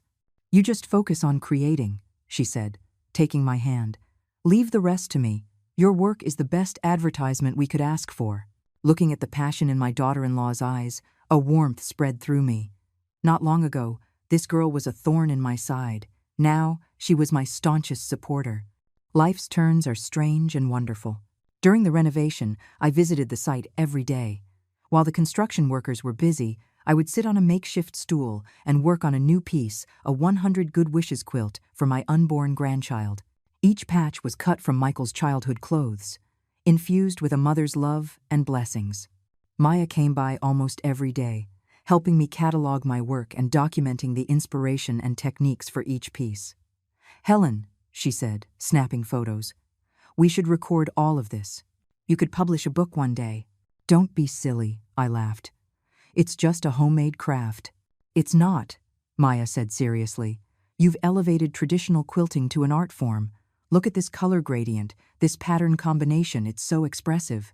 The young woman's enthusiasm was contagious, making me reevaluate the skills I had long taken for granted. Perhaps my needlework was more than just a means of survival. Perhaps it was an art form, a vessel for emotion. One rainy afternoon, Eddie stopped by the shop to check on the progress. Maya was out buying supplies, so it was just me, sewing the Good Wishes quilt. "What are you working on?" he asked, closing his umbrella and walking over. "A blanket for my future grandchild," I smiled, showing him the half-finished piece. "I'm using fabric from Michael's old clothes." Eddie gently touched the stitches on the quilt, his eyes soft. "Your hands are as skilled as ever." After a pause, he added, "Helen, I've been doing a lot of research on Alzheimer's disease." My needle stopped. "Eddie, we agreed." "I'm not trying to interfere," he explained quickly. "I just wanted to tell you that there are some new drugs and therapies that might help. I have some medical connections overseas if you need them." "Thank you," I said softly, "but I'm doing okay right now. When I'm working with my hands, my mind is surprisingly clear. The doctor said that's the best therapy." "Oh." He nodded, not pushing the matter. After a moment of silence, he asked suddenly, "Do you remember the first time we met?" I looked up, my gaze drifting past the rain-streaked window as if back 35 years. It was at a social event organized by the factory's youth league. You were the new manager, giving a speech. The cuff of your white shirt had an ink stain on it. Eddie's eyes lit up. "You remember that so clearly." End quote. "And after that," I smiled at the memory, "you often found excuses to inspect the workshop, just to get a glimpse of me. One time, I pricked my finger with a needle, and you were so nervous you almost called an ambulance." We looked at each other and smiled, lost in our shared memories.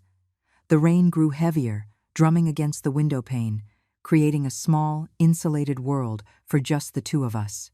"Helen," Eddie said suddenly, his voice low, "all these years, I've wondered if I had been braver back then, if I had ignored my family's objections." "Eddie," I interrupted, "there are no what-ifs in life. We both have our own families and children now. The way things are is fine." He looked at me intently, then finally sighed. "You're right. It's just, seeing you in your current situation, I can't help but wonder." The doorbell chimed, and Maya returned with supplies, breaking the spell. Eddie quickly resumed his role as an elder, asking a few questions about the studio's progress before taking his leave. Maya watched his retreating figure curiously. "Helen, Mr. Hayes is so kind to you." I lowered my head and continued sewing.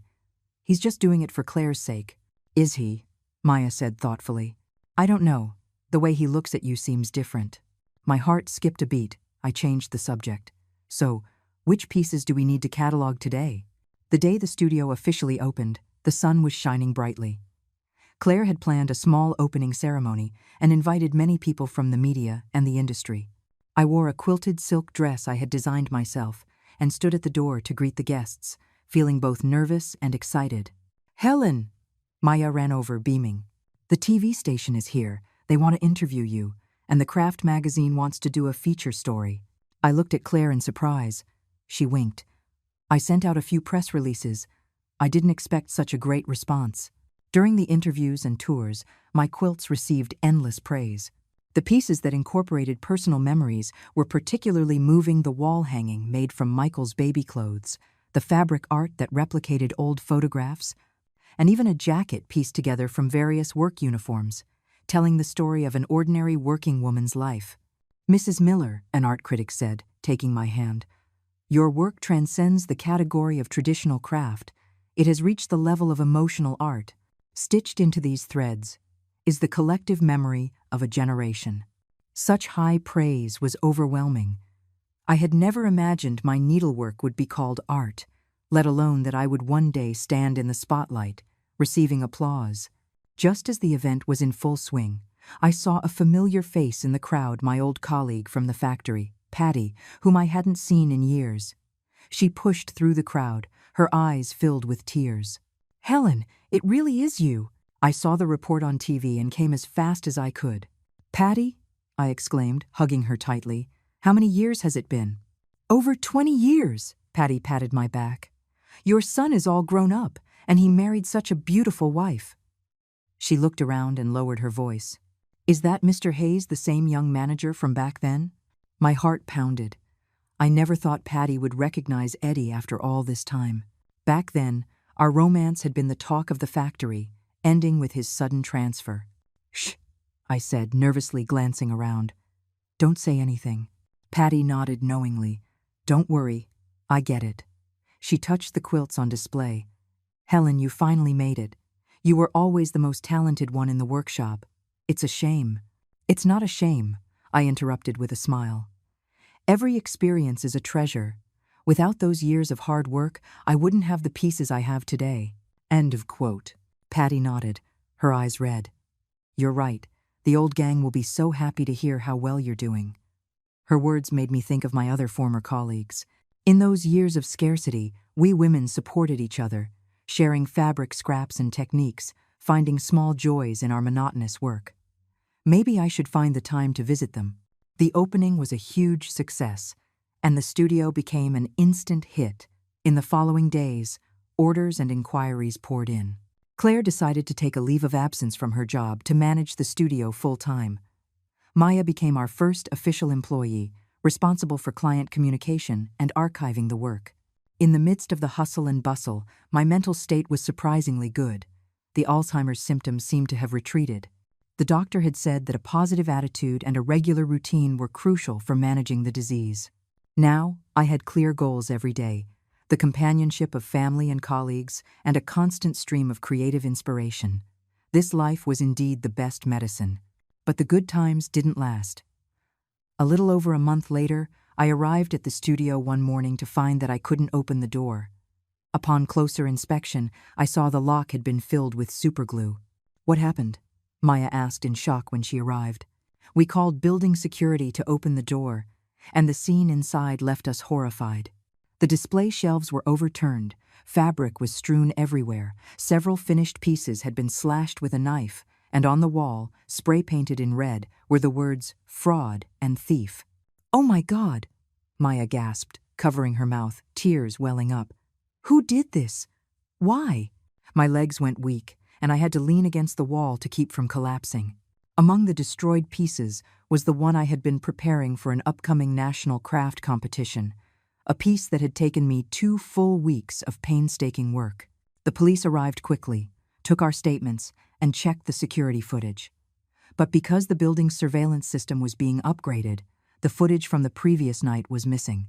With no leads, the case was at a standstill. Claire and Michael rushed over. Seeing the vandalized studio, they were both furious. "It must be a competitor," Claire said through clenched teeth. "We've taken on a lot of high-end custom orders lately.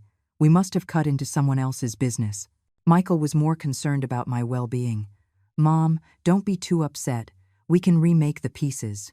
I shook my head, unable to speak. It wasn't just the work that had been destroyed, it was my heart and my memories.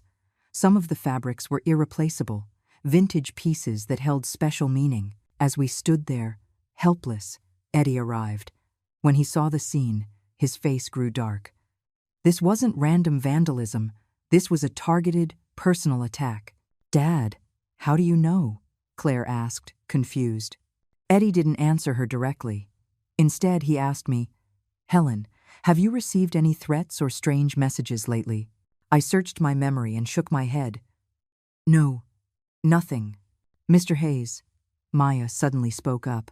"Yesterday, a woman came into the shop. She wanted to commission a quilt but insisted on using specific fabrics. When Helen told her those fabrics were no longer available, she got very angry and left." "What did she look like?" Eddie asked immediately. Maya described her, in her 40s, fashionably dressed with a slight southern accent, and she said her last name was Wallace. Eddie's expression turned even darker. "Janice Wallace." "Dad, you know her?" Claire asked in surprise. Eddie took a deep breath. "She is my late wife's cousin." The statement dropped like a bomb in the room. We were all stunned. Eddie's late wife. Wasn't that Claire's biological mother? "Wait," Claire's voice trembled. "Mom passed away years ago. Why would her cousin come and destroy Helen's studio?" Eddie looked at his daughter, then at me, as if steeling himself to reveal something. Just then, my phone buzzed with a text from an unknown number. "Helen Miller, you think you can wash away your past just because you've latched onto someone wealthy? Don't forget you were fired from the garment factory for stealing fabric. If you know what's good for you, you'll shut down that studio, or I'll make sure everyone knows what you really are." My hands started to shake, and my vision blurred. Stealing fabric? Fired? It was a complete lie. I had left the factory for family reasons, but my record was spotless. "Helen, what is it?" Eddie asked with concern. I silently handed him my phone. His face turned to stone. "It's her, all right, that crazy woman." "What is going on?" Michael demanded. "Mom, did you know Mr. Hayes before all this?" The room fell silent. All eyes were on Eddie and me. The secret we had kept for 35 years was finally about to be revealed. Eddie took my hand and said firmly, "It's time to tell the children the truth." I looked at him, then at the bewildered faces of Michael and Claire, and the curious eyes of Maya. I finally nodded. "Michael, Claire," I took a deep breath. "Your father and I, we were in love 35 years ago. We were in love 35 years ago." The words landed in the quiet room like a stone dropped into a still pond, sending ripples of shock through everyone. Michael and Claire stared, their eyes wide with disbelief, looking back and forth between me and Eddie. Maya covered her mouth, her own eyes even wider. "What?" Claire was the first to speak. "Dad, you and Helen?" Eddie nodded, his expression somber. "It was 1985. I was a young manager at a textile mill in North Carolina, and Helen was a worker on the factory floor. We fell in love, but we were forced to separate because of my family's objections." "Ender, family objections?" Michael frowned. "Because Mom was a factory worker?" "Not just that," I said with a bitter smile. Eddie's father was a senior executive, and I was just a temp worker from a small town. We were from different worlds. Claire's face was pale. "So, if it weren't for your families, you might have gotten married. And then I wouldn't have been born." "Claire," Eddie said, putting an arm around his daughter, "there are no what-ifs in life. I married your mother, and we had you. That is a precious gift in its own right." "Then why would Mom's cousin target Helen?" Claire pressed. Eddie sighed. "Janice was always fiercely loyal to your mother. After she passed, Janice somehow found out about my history with Helen. When she discovered that Helen was now your mother-in-law, she must have seen it as a betrayal of your mother's memory." I looked at Eddie in shock. "So she spread rumors and vandalized the studio? All for revenge?" "It's more than that," Eddie said gravely. "She has always hoped I would marry her daughter, your cousin, Claire. Helen's reappearance in my life ruined her plans. The tangled web of relationships left everyone speechless. I never imagined that a love affair from 35 years ago could cause such chaos today." Michael suddenly stepped to my side and took my hand. Mom, no matter what happened in the past, I'm on your side. Claire looked at her father, then at me, her expression complicated. So, you and Dad meeting again was a coincidence? Yes, I said firmly. It wasn't until after your wedding that your father realized I was Michael's mother. And the studio was purely because I admire Helen's talent, Eddie added. It had nothing to do with our past. Claire took a deep breath, seemingly processing all this new information. Finally, she walked over to me. Helen, I am so sorry. I can't believe a member of my family has caused you so much trouble. I shook my head. It's not your fault, but I suppose the studio will have to close for a while. No, Claire's voice was suddenly strong. We will not give in to such despicable tactics. Dad, can you handle things with Aunt Janice? Eddie nodded grimly. Leave her to me. Good, Claire said, looking around the devastated room. We'll clean this up and repair what we can. The competition piece that was destroyed. Helen, is it possible to remake it? I looked at the slashed pieces of fabric, my heart aching. There's not enough time. The deadline is next week. I can help, Maya said suddenly. Helen, my skills are nothing compared to yours, but I can handle the basic stitching. If we work day and night, we might be able to finish it. Michael joined in. Mom, I can help too. I can't sew, but I can be an extra pair of hands. Looking at the eager faces of these young people, the darkness in my heart began to lift. They were right. I couldn't let this defeat me, not when I had so much support. All right, I said, straightening my back. Let's give it a try. For the next few days, we worked like a small, dedicated army. Claire handled all the external communications and material sourcing, while Michael took care of all the physical labor and errands. Maya became my right-hand woman, completing the foundational sewing according to my instructions, while I focused on the most intricate design and patchwork. After dealing with his family matters, Eddie often came by to help, sometimes bringing rare fabrics, other times just sitting quietly in a corner, watching us work. Whenever our eyes met, he would offer an encouraging smile. Strangely, under this intense pressure, my Alzheimer's symptoms seemed to lessen. When I was focused on creating, my mind was sharp, my memory solid. The doctor's use it or lose it theory was proving true. The brain, like a muscle, grows stronger with use. Late on the 6th night, when the final stitch was complete, we were all too exhausted to speak. The new piece was even more beautiful than the original, infused with the special memory of overcoming this hardship together. It's breathtaking, Maya whispered, stroking the finished quilt, her voice choked with emotion. Helen, this is definitely a winning piece. Claire took photos and sent them to several industry experts, receiving overwhelmingly positive feedback. Even the usually reserved Michael had red eyes as he said, Mom, this is the most amazing piece of craftsmanship I've ever seen. The day before the competition, we delivered the piece to the organizers. On the drive back, a collective sigh of relief filled the car, and we began to discuss the studio's reconstruction. Helen, Claire said excitedly, this incident has actually brought us more attention. Several media outlets want to interview you to tell the story of a traditional artisan facing adversity. I don't know about that, I hesitated. Airing our dirty laundry in public? It's not about family drama, Claire explained. It's about the perseverance and innovation of a traditional craftswoman. Look, this is the interview outline from the city's culture magazine. I looked at the list of questions. They were indeed all focused on the heritage and innovation of the craft. Perhaps this crisis could truly be turned into an opportunity. On the day of the competition, the exhibition hall was packed.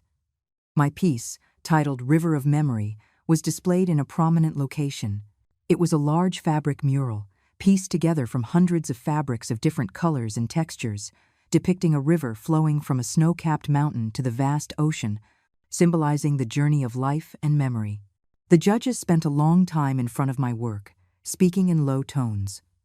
I watched them touch the texture of the fabric, examine the stitches on the back, their expressions shifting from surprise to admiration. In the end, the result was something no one expected. I won the Special Innovation Award. In his speech, the head judge said, "This work elevates the traditional craft of quilting to the level of high art. Every stitch is imbued with emotion. Every piece of fabric carries a memory. It is a perfect fusion of skill and soul. Standing on the stage, looking out at the applauding faces of Michael, Claire, Maya, and Eddie, I was too moved to speak. In that moment, all the hardship and pain felt worthwhile. In the interviews that followed, a reporter asked what advice I had for young artisans. I thought for a moment and said, "Hold on to what you love, and love what you hold on to. A craft is not just a way to make a living, it is an expression of the heart. No matter what difficulties you face, never give up the power to create beauty." My words were quoted by several media outlets, and my studio's fame grew. Orders flew in like snowflakes. We had to start a waiting list. After the storm, the studio was renovated and reopened, more spacious and bright than before. Claire resigned from her corporate job to become the full-time studio manager. Maya officially became my assistant and apprentice, and Michael handled our finances and legal affairs. Our small team worked together seamlessly, and the business thrived. Eddie was a frequent visitor to the studio, sometimes bringing rare fabrics, other times just sitting and watching. We maintained a comfortable distance, not as passionate as we were in our youth, but not as formal as strangers. The 35 years between us had built an invisible wall, but we had learned to watch over each other from either side. One weekend afternoon, Claire had a sudden proposal. "Helen, I want to learn how to quilt. Will you teach me?" I looked at her, surprised. Why the sudden interest? She gently touched her growing belly. "I want to make something for the baby, just like you did for Michael." My heart melted. This once pampered girl was learning to be a mother, and she wanted to express her love in the most traditional way. "Of course," I smiled. "We'll start with the most basic stitches." And so, Claire began her quilting lessons. Her hands weren't naturally nimble, but she was incredibly diligent, often practicing late into the night. Watching her focused profile, I was reminded of myself learning to sew just as clumsy, just as determined. A month later, she finished her first piece, a small quilted bib made from the fabric of Michael's old baby clothes. "Helen, what do you think?" she asked nervously. I examined the stitches. They weren't perfectly even, but they were strong. "It's wonderful," I praised her sincerely. "The baby will love it." She beamed, a smile so pure it reminded me of her father in his youth. That evening, I was working late at the studio, sorting through a new batch of fabric. Suddenly, a familiar wave of dizziness hit me, and the world began to tilt. I grabbed the workbench to steady myself, but knocked over a box of needles. "Helen!" Eddie's voice came from the doorway. He rushed over to support me. "Is it happening again?" I nodded, a cold sweat breaking out on my brow. This episode was worse than before. For a moment, I couldn't even remember where I was. Eddie helped me to a chair and poured me a glass of hot water. "You have to tell the children. This is too dangerous." "Just a little longer," I said weakly. "The studio is just getting on its feet, and Claire is pregnant." "Helen," he said, his voice firm, "they have a right to know the truth, especially Michael. He's your son." I was silent for a long moment, then finally nodded. "Wait until Claire is past her second trimester. The baby isn't stable yet." Eddie sighed, but didn't argue. He helped me pick up the scattered needles and then said, "Let me take you home." Walking through the cool night air, he asked suddenly, "Helen, if I had insisted on taking you with me all those years ago, what do you think would have happened?" I stopped and looked at his still handsome profile under the streetlight. "Eddie, there's no going back in life. The way things are now, it's good." He gave a sad smile. "Yes, at least we can still be friends." Friends. The word felt both intimate and distant. 35 years ago, we were lovers. 35 years later, we were family, connected by a lifetime of experiences and the lives of our children. But no matter what, to have met again in the second half of our lives was a gift from fate. When I got home, Michael and Claire were already asleep. I tiptoed through my evening routine, then sat on the edge of my bed, looking through Michael's childhood photo albums. In those frozen moments of time were the countless small memories of a mother and son surviving against the odds. No matter how much my memory faded, these precious moments would forever be etched in my heart. The next morning, I received a call from the hospital. They were inviting me to participate in a clinical trial for a new Alzheimer's drug. They said it had shown promising results in slowing memory decline in early-stage patients, but it required the consent of a family member. After hanging up, I was lost in thought. Participating in the trial meant finally telling Michael the full extent of my condition, but perhaps this was the right time. The studio was stable. Claire was past her first trimester, and our family was at peace. Just as I was hesitating, my phone rang again. It was Claire. "Helen, can you come to the hospital? I'm bleeding a little." My heart leaped into my throat. "Where's Michael?" "He's on a business trip. I can't reach him." Her voice was choked with tears. "Don't be scared. I'm on my way." I hung up, grabbed my purse, and ran out the door, hailing a taxi to the hospital. All the way there, I prayed for the baby to be safe. This daughter-in-law, who had once been my adversary, had become an important person in my life, and the child in her womb was the continuation of my bloodline. At the hospital's maternity ward, Claire was lying on an examination bed, her face pale. The doctor said it was a threatened miscarriage, and she needed immediate bed rest. "Helen," she cried when she saw me, "I'm so scared." I took her hand and soothed her. "Don't worry. The doctor said you'll be fine as long as you rest. Have you reached Michael yet?" She shook her head. "He's still on the plane." "Then I'll stay with you," I said firmly. "I won't leave your side." And so, I stayed at the hospital for 3 days, until Michael rushed back. During those 3 days, I took care of Claire's every need, telling her funny stories about Michael's childhood and teaching her quilting stitches to distract her. We were as close as a real mother and daughter.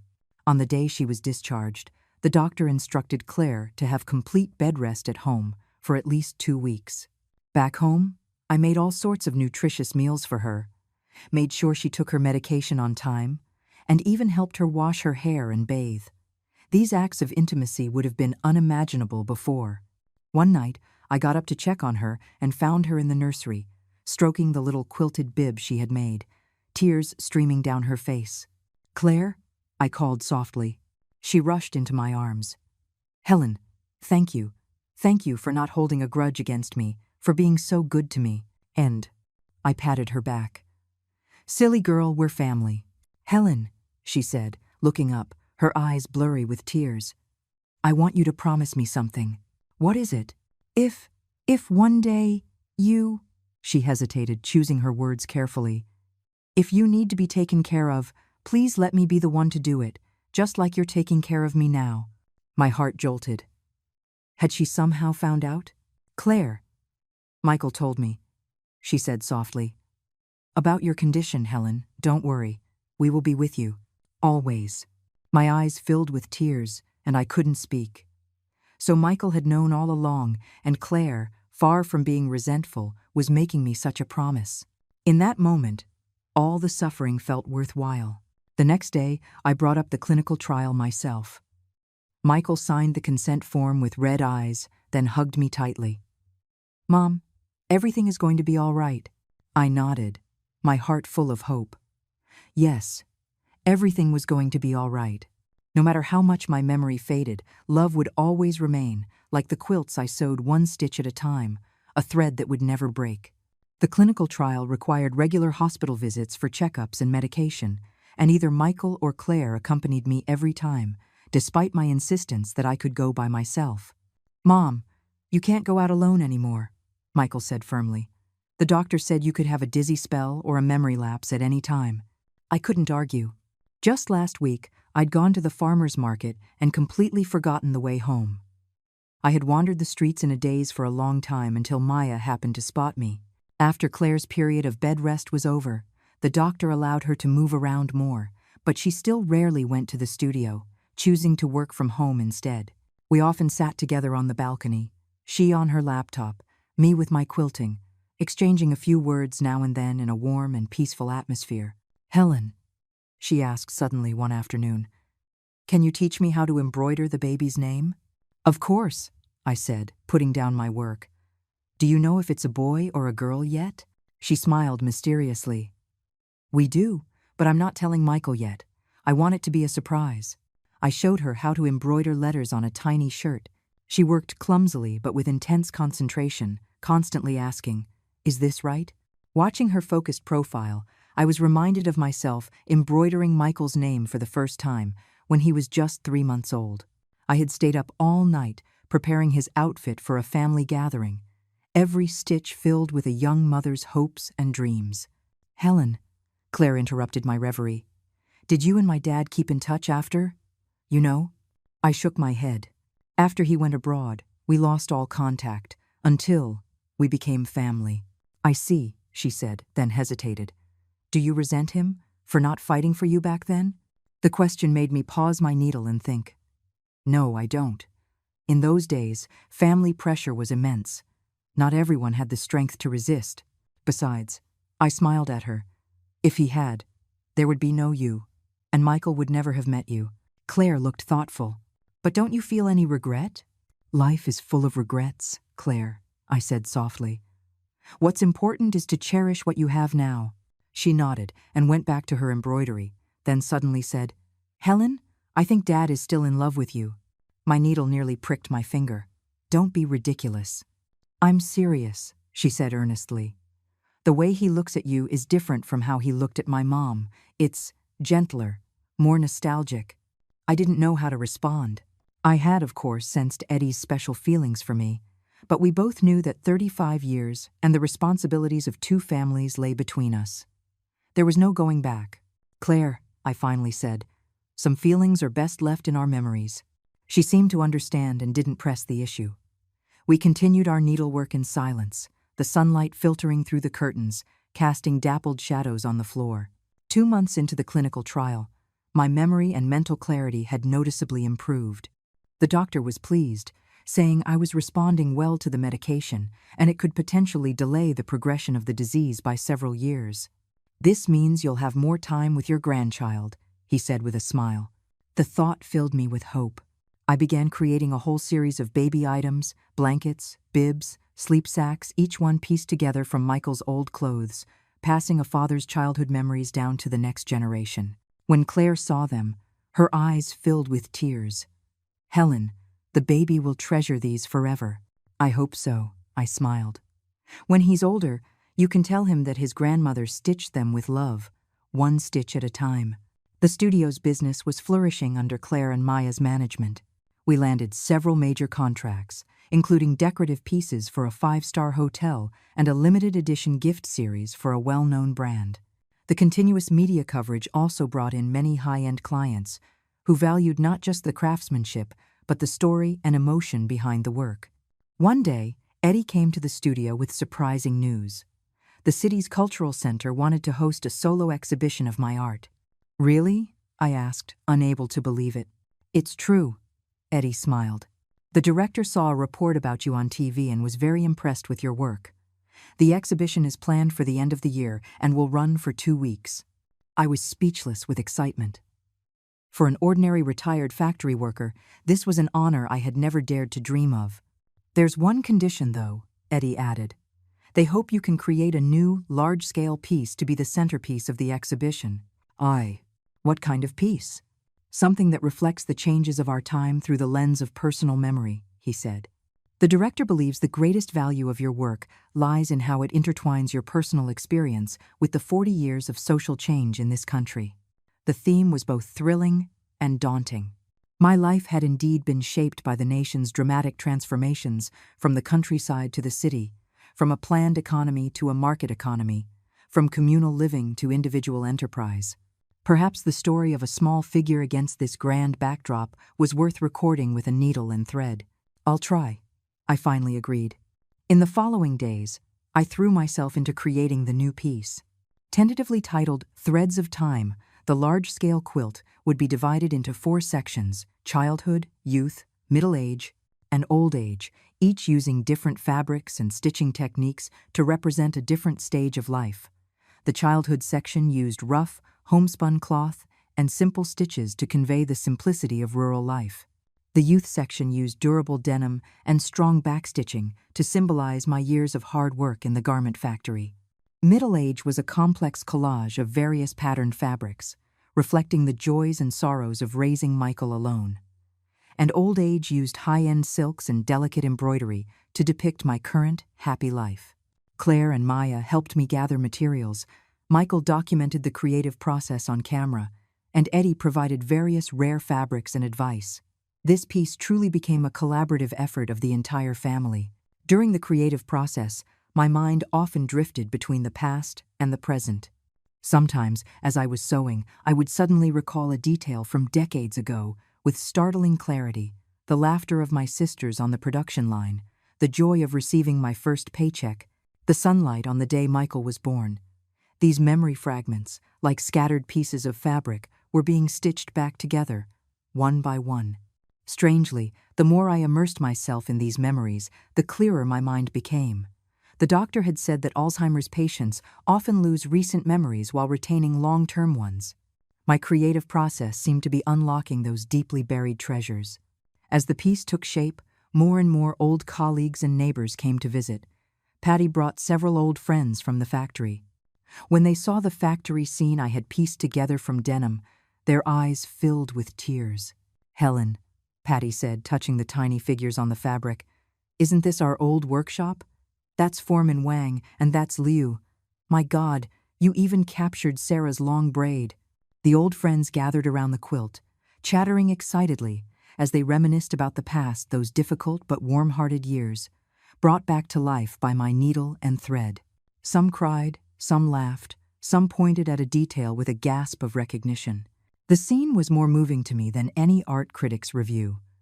Claire quietly filmed these moments and posted them on the studio's social media, attracting even more attention and discussion.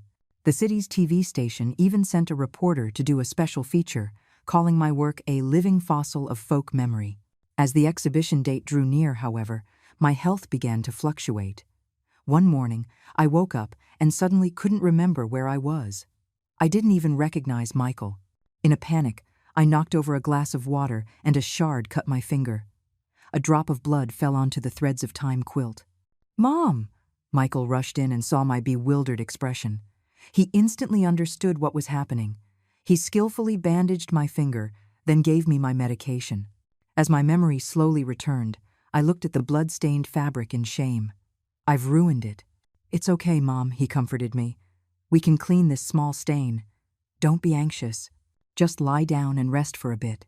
Lying in bed, I heard Michael in the next room, on the phone with my doctor. A wave of fear washed over me. This episode was more severe than the others and had lasted longer. What if this happened during the exhibition? Would I make a fool of myself in public and ruin everyone's hard work? The doctor adjusted my medication dosage and recommended I reduce my workload. But with the exhibition preparations in their final stages, how could I possibly stop? When Eddie heard about the situation, he suggested postponing the exhibition, but I was adamant. "No, everyone has invested so much. We can't cancel because of me." "Helen," he said seriously, "your health is the most important thing." "For me," I said, looking him in the eye, "finishing this exhibition is just as important. This might be the last major work of my life, Eddie. I want to leave something behind for Michael, for Claire, for my future grandchild." He was silent for a long time, then finally relented. "All right, but from now on, you must stick to a strict schedule. No more late nights. We will all share more of the work." And so, with the support of my entire family, Threads of Time was completed on schedule. The final piece was 10 feet long and 7 feet wide, a tapestry of hundreds of fabrics of different materials, colors, and textures, telling the complete life story of an ordinary Chinese woman, from the countryside to the city, from youth to old age. On the day of the opening ceremony, the cultural center was bustling with people media, art critics, craft enthusiasts, and even the deputy mayor came to show their support. I wore a quilted silk dress I had designed and stood before my work, giving interviews and explaining the story behind each section. "What strikes me most about this piece," one critic said after viewing it, "is how it perfectly merges personal memory with collective memory. Every Chinese person can see a reflection of themselves or their family in it." Claire, 7 months pregnant, proudly explained the exhibition's concept to the guests. Michael was busy with the media, while Eddie liaised with the center's staff and VIPs. Our small team worked in perfect harmony, making the exhibition an unprecedented success. At the reception after the opening, the the director of the cultural center made a surprise announcement. They had decided to permanently acquire Threads of Time as a special exhibit for the 40th anniversary of the country's economic reforms. "This is not just a work of art," the director said emotionally. "It is a testament to an era, a precious sociological document." I stood in the spotlight, looking at the applauding crowd, and in a daze, I saw my life flash before my eyes. The country girl with braids, the diligent factory worker, the strong single mother who raised her son alone. And now I was standing here, receiving praise and applause. Fate is truly a strange and wonderful thing. Halfway through the reception, I felt a familiar wave of dizziness. I knew an episode was coming on. I managed to catch Eddie's eye, and he immediately understood. Making an excuse to show me another exhibit, he guided me to a quiet lounge. "Is it happening again?" he asked, his voice tense. I nodded, a cold sweat already drenching my back. "Don't let anyone know. Get me my medicine." After taking the pill, I leaned back on the sofa, waiting for the storm to pass. Eddie held my hand, softly recounting stories from our youth, helping me stay connected to the present. "Remember that time you pricked your finger with the needle?" he said with a smile. "It wouldn't stop bleeding, and I was running around in a panic, but you just laughed and said, 'What seamstress hasn't been pricked before?'" The memory brought a smile to my face, and my thoughts gradually cleared. Yes, what seamstress hasn't been pricked before? Life is the same. There is laughter, tears, and pain, but in the end, they all become indispensable pieces of the quilt of memory. "Feeling better?" he asked with concern. I nodded. "Much better. Let's go back. We don't want everyone to worry." When we returned to the gallery, Michael and Claire were visibly relieved. Claire quietly took my arm. "Helen, do you want to go home and rest?" "No need." I patted her hand. "On such a wonderful day, I want to enjoy every moment." The exhibition ran for 2 weeks and drew a constant stream of visitors. Many retired factory workers brought their families, pointing at a scene in the quilt and telling their children stories of the past. Young people stood before the work in contemplation, trying to understand the experiences of their parents' generation. Several schools even organized student visits as an extension of their history lessons. The public response far exceeded my expectations. I had thought it would be a simple craft show, but it had struck a deep chord with society. Perhaps, as the critic had said, my personal memory truly did reflect the face of an era. On the closing day of the exhibition, the Cultural Center held a small farewell ceremony for me. The director personally presented me with the acquisition certificate and invited me to hold another exhibition of new works next year. "Mrs. Miller," he said, shaking my hand, "your art demonstrates the profound depth and modern value of folk craftsmanship. I hope you will continue to create and add more brilliance to our city's culture." I was overwhelmed by such praise. To be called a teacher for someone who had been an ordinary worker her whole life, it was a title I had never thought possible. On the way home, the whole family was basking in the success of the exhibition. Claire suddenly said, "Helen, we've picked a name for the baby, and we wanted your opinion." "Oh?" I asked curiously. "What have you chosen?" "If it's a boy, Cole. If it's a girl, Holly," Michael explained, "as a way for our child to always remember their grandmother, Helen." Tears instantly welled up in my eyes. In that small gesture was a world of love and gratitude. No matter how my memory faded in the future, my essence would live on through this child. It was a gift more precious than any artistic achievement. "They're beautiful names," I said, my voice thick with emotion. "So beautiful." And Eddie sat beside us, watching with a gentle smile, his eyes shining with a complex light. In that moment, I suddenly understood that although we had not become husband and wife, our lives were now inextricably linked through our children. This connection was perhaps more enduring and profound than marriage. That night, lying in bed, I reflected on the incredible past few months. From the conflict at the wedding to the founding of the studio and now the success of the exhibition, my life had taken an unexpected turn at the age of 60. Alzheimer's had not defeated me. Instead, it had made me cherish every moment more, to create and love with more urgency. Outside, a bright moon hung in the sky. I gently touched the small, quilted baby outfit beside me, imagining the new life that would soon arrive. No matter how long my memory could hold, the love stitched into these threads would be passed on forever.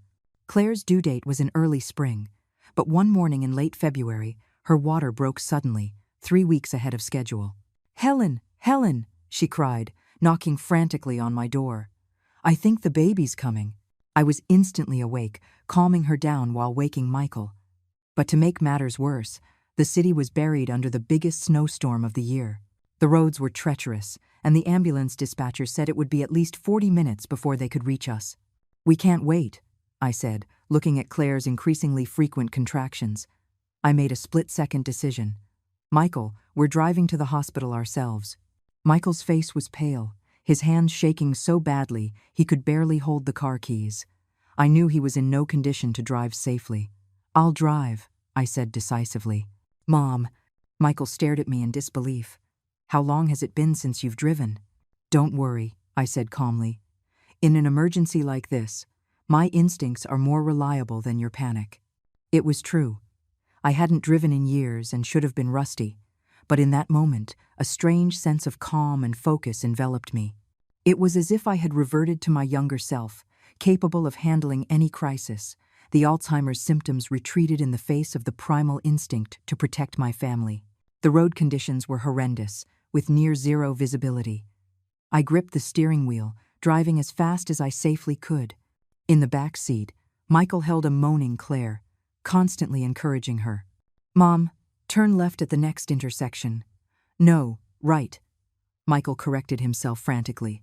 But at the intersection, I unhesitatingly turned right. "Mom, it's left. The hospital is that way," Michael shouted. "The right is shorter," I said firmly. "They opened a new access road 2 years ago. It leads directly to the emergency entrance." Michael was stunned. "You remember that?" I didn't answer, focusing on navigating the snow-covered, potholed road. Strangely, this new route, which I theoretically shouldn't have remembered, was now mapped out clearly in my mind. Every turn, every landmark was familiar. 15 minutes later, we miraculously arrived at the hospital. The medical staff, alerted by our call, were ready and immediately wheeled Claire into the delivery room. "Family waits outside," a nurse said, stopping Michael from following. "I'm the mother-in-law," I stepped forward. "I've been through childbirth. I can help." The nurse looked at me, then nodded. "All right, you can come in. The rest, please wait here." In the delivery room, Claire was drenched in sweat from the pain. Seeing me was like grabbing a lifeline. "Helen, it hurts so much." "Ah." I took her hand and wiped the sweat from her forehead. "Breathe, Claire. Follow my rhythm. That's it." For the next 2 hours, I stayed by her side, coaching her breathing, encouraging her to push, just as my own mother had done for me. During the lulls between contractions, I even told her the story of Michael's birth. "He made me wait for a whole day and night before he decided to come out," I said. "He was a stubborn baby." Claire managed a weak smile. "He was," I said, gently stroking her hair. "But after he was born, he was so good. He rarely cried. I hope this little one is just the same." As the first rays of morning sun streamed through the window, a loud, healthy cry announced the arrival of a new life. "It's a boy," the doctor declared happily. 6 pounds, 3 ounces. A bit early, but perfectly healthy. Claire was exhausted but smiled through her tears of joy. "Cole, welcome to the world, Cole." End of. After the nurses cleaned and swaddled the baby, they handed him to Claire for a moment before placing him in my arms. Looking at this tiny, wrinkled creature, tears streamed down my face. This was my grandson, the continuation of my bloodline, a new hope for the future. "Helen," Claire said weakly, "thank you. Without you, I don't know what I would have done." I leaned down and kissed her forehead. "You did wonderfully, Claire. Now rest. Michael and I will take care of the little one." And, carrying my grandson out of the delivery room, I was met by a frantic Michael. He looked at the baby and started to laugh and cry at the same time. "Mom, that's my son. I'm a father." "Yes," I said, carefully placing the baby in his arms. "You're a father. This is Cole, your son, and my grandson." Michael held the baby, his movements clumsy but gentle. Then he remembered something. "Mom, how did you know about that new road? Even I forgot about it. I paused, puzzled myself. I don't know. It just came to me. A doctor who was passing by happened to overhear us. He said thoughtfully, "It's been observed that Alzheimer's patients can sometimes exhibit surprising memory recall in emergency situations, especially memories tied to strong emotions or instincts. A mother's love is one of the most powerful forces in the world." His explanation brought tears to both my and Michael's eyes. Yes, no matter how the disease eroded my mind, the instinct to love and protect my family was etched so deeply into my soul that it would never fade. Claire had to stay in the hospital for a few days to recover. Michael and I took turns staying with her, while the other went home to care for the baby. Even though we had hired a professional nurse, I insisted on being part of every detail of my grandson's care, feeding, changing, bathing. The familiar actions awakened memories of caring for Michael 30 years ago, as if time had folded back on itself. "Mom, don't overdo it," Michael said with concern. "You need to rest too. How could taking care of my grandson be tiring?" I smiled. "This is a joy." Little Cole was indeed as well behaved as his father had been. He ate, he slept, and he rarely fussed. When he opened his clear eyes and looked at me, I saw Michael as a newborn, and the pure miracle of life struck my heart all over again. After Claire came home, our life as a 3-generation household officially began. It was chaotic, but filled with laughter. After my quilt, Threads of Time, was acquired by the Cultural Center, the studio received even more high-end orders. Claire managed the business remotely from home, planning to return full-time when the baby was a little older. One warm spring afternoon, the whole family was on the balcony. Enjoying the Sunday, Claire held a sleeping Cole. Michael was tending to his potted plants, and I was sewing a new quilt, a commemorative wall hanging made from the blanket and clothes my grandson wore at the hospital. "Helen," Claire said suddenly, "for Cole's 1-month celebration, I'd like to invite my dad over for dinner, if you don't mind." My needle paused. "Of course I don't mind. He's the baby's grandfather. And, she hesitated. "If you're willing, I'd like you and him to have some time to talk alone. He has some things he wants to say to you." I looked up at her and saw understanding and encouragement in her eyes. Had Eddie told her something? "Claire, Helen," she interrupted softly, "life is short. You and Dad are at an age where some things, if left unsaid, might become permanent regrets." I was silent for a moment, then nodded. "All right." End 1. On the day of the celebration, the house was full of life. Not only Eddie, but also Maya and a few close friends were there. Little Cole was the center of attention, dressed in a quilted outfit I had made, looking like a proud little prince. After the guests left, Claire and Michael made an excuse to take the baby for a walk in the park, leaving Eddie and me alone on the balcony. The spring sunset painted everything in gold, and the breeze carried the scent of flowers. "Helen," Eddie broke the silence, "I've wanted to say something to you for a long time." I nervously clutched my teacup. "Yes? 35 years ago." He looked directly into my eyes. "I didn't have the courage to stand up to my family, and I gave you up. It has been the biggest regret of my life. Eddie, let's not talk about the past." "No, let me finish," he insisted. "Over the years, I built a successful career and had a good family, but in the quiet of the night, I would always wonder, what if I had been braver? What would our lives be like now?" I looked at the silver in his hair and remembered the young manager who had bribed a security guard to let me listen to the radio while I worked the late shift. Time had passed. We were no longer young. "Meeting you again," he continued. "Seeing you still so strong, so kind, so talented. Eddie," I said softly, "we're old now. You have your life, I have mine. The way things are is good." "No, it's not good enough," he said, his voice thick with emotion. "Helen, I want to take care of you, openly and honestly. I want to face this Alzheimer's with you, as your husband." I stared at him in shock. "What are you saying?" "I am asking you to marry me, Helen Miller." He knelt on one knee and took a small velvet box from his pocket. "Not out of pity or a sense of duty, but because I love you. I have loved you since we were young, and I have never stopped." The diamond ring in the box sparkled in the sunset, like a single, solidified tear. My vision blurred, and my heart was a whirlwind of emotions. "Eddie, this is too sudden. The children. The children are supportive, he said quickly. Claire figured it out a long time ago. And Michael said, all that matters is your happiness. Helen, we're not young anymore. We don't have much time left. I took a deep breath, trying to calm my racing heart. What about the studio? And Claire? And the baby? Everything will stay the same. We can live across the hall, or buy a bigger house together. You can work when you want to, rest when you need to. I want the right to be by your side, to face every day that's to come. End of 4. Looking into his earnest eyes, I suddenly understood that this might be our last chance. Alzheimer's would gradually steal my memories and my abilities. He didn't want to be a bystander in that process. He wanted to be my legal partner, with the right to stand by my side in every difficult moment.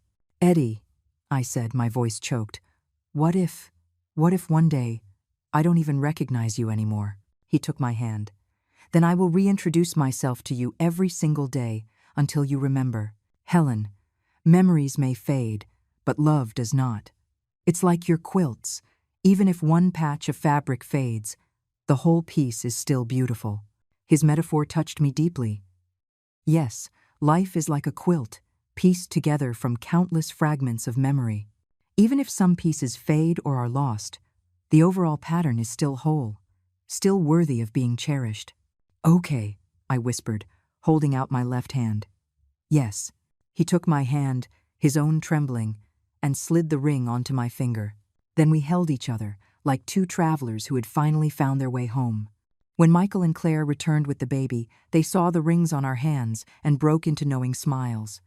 Little Cole seemed to sense the joyful atmosphere and giggled in his mother's arms. Grandma's little darling, I said, taking my grandson and kissing his soft cheek. Grandma has some good news for you. And so, in my 61st year, after all the ups and downs of my life, I was engaged again. This time, our marriage would be about more than just love. It would be about companionship, understanding, and the courage to face the future together. The wedding was planned for the fall, a simple and warm affair. I made my own wedding dress, a quilted one, of course, incorporating fabric from all the important moments of my life. Eddie arranged for the ceremony to be held by a lake, at the same spot where we had said our first goodbyes 35 years earlier. The Alzheimer's is still there. The medication only slows its progress, but I am no longer afraid. I know that no matter how my memories fade, the things I have created, the love I have given, and the lives I have touched will endure. It is like the quilting skills I passed on to Claire, which she is now passing on to Maya, and which will one day be passed on to little Cole. One stitch at a time, from one generation to the next. Life is the fabric, and time is the needle. There is the pain of tearing, the strength of mending, and the creativity of piecing it all together to finally create a unique and beautiful tapestry. And that is more than enough.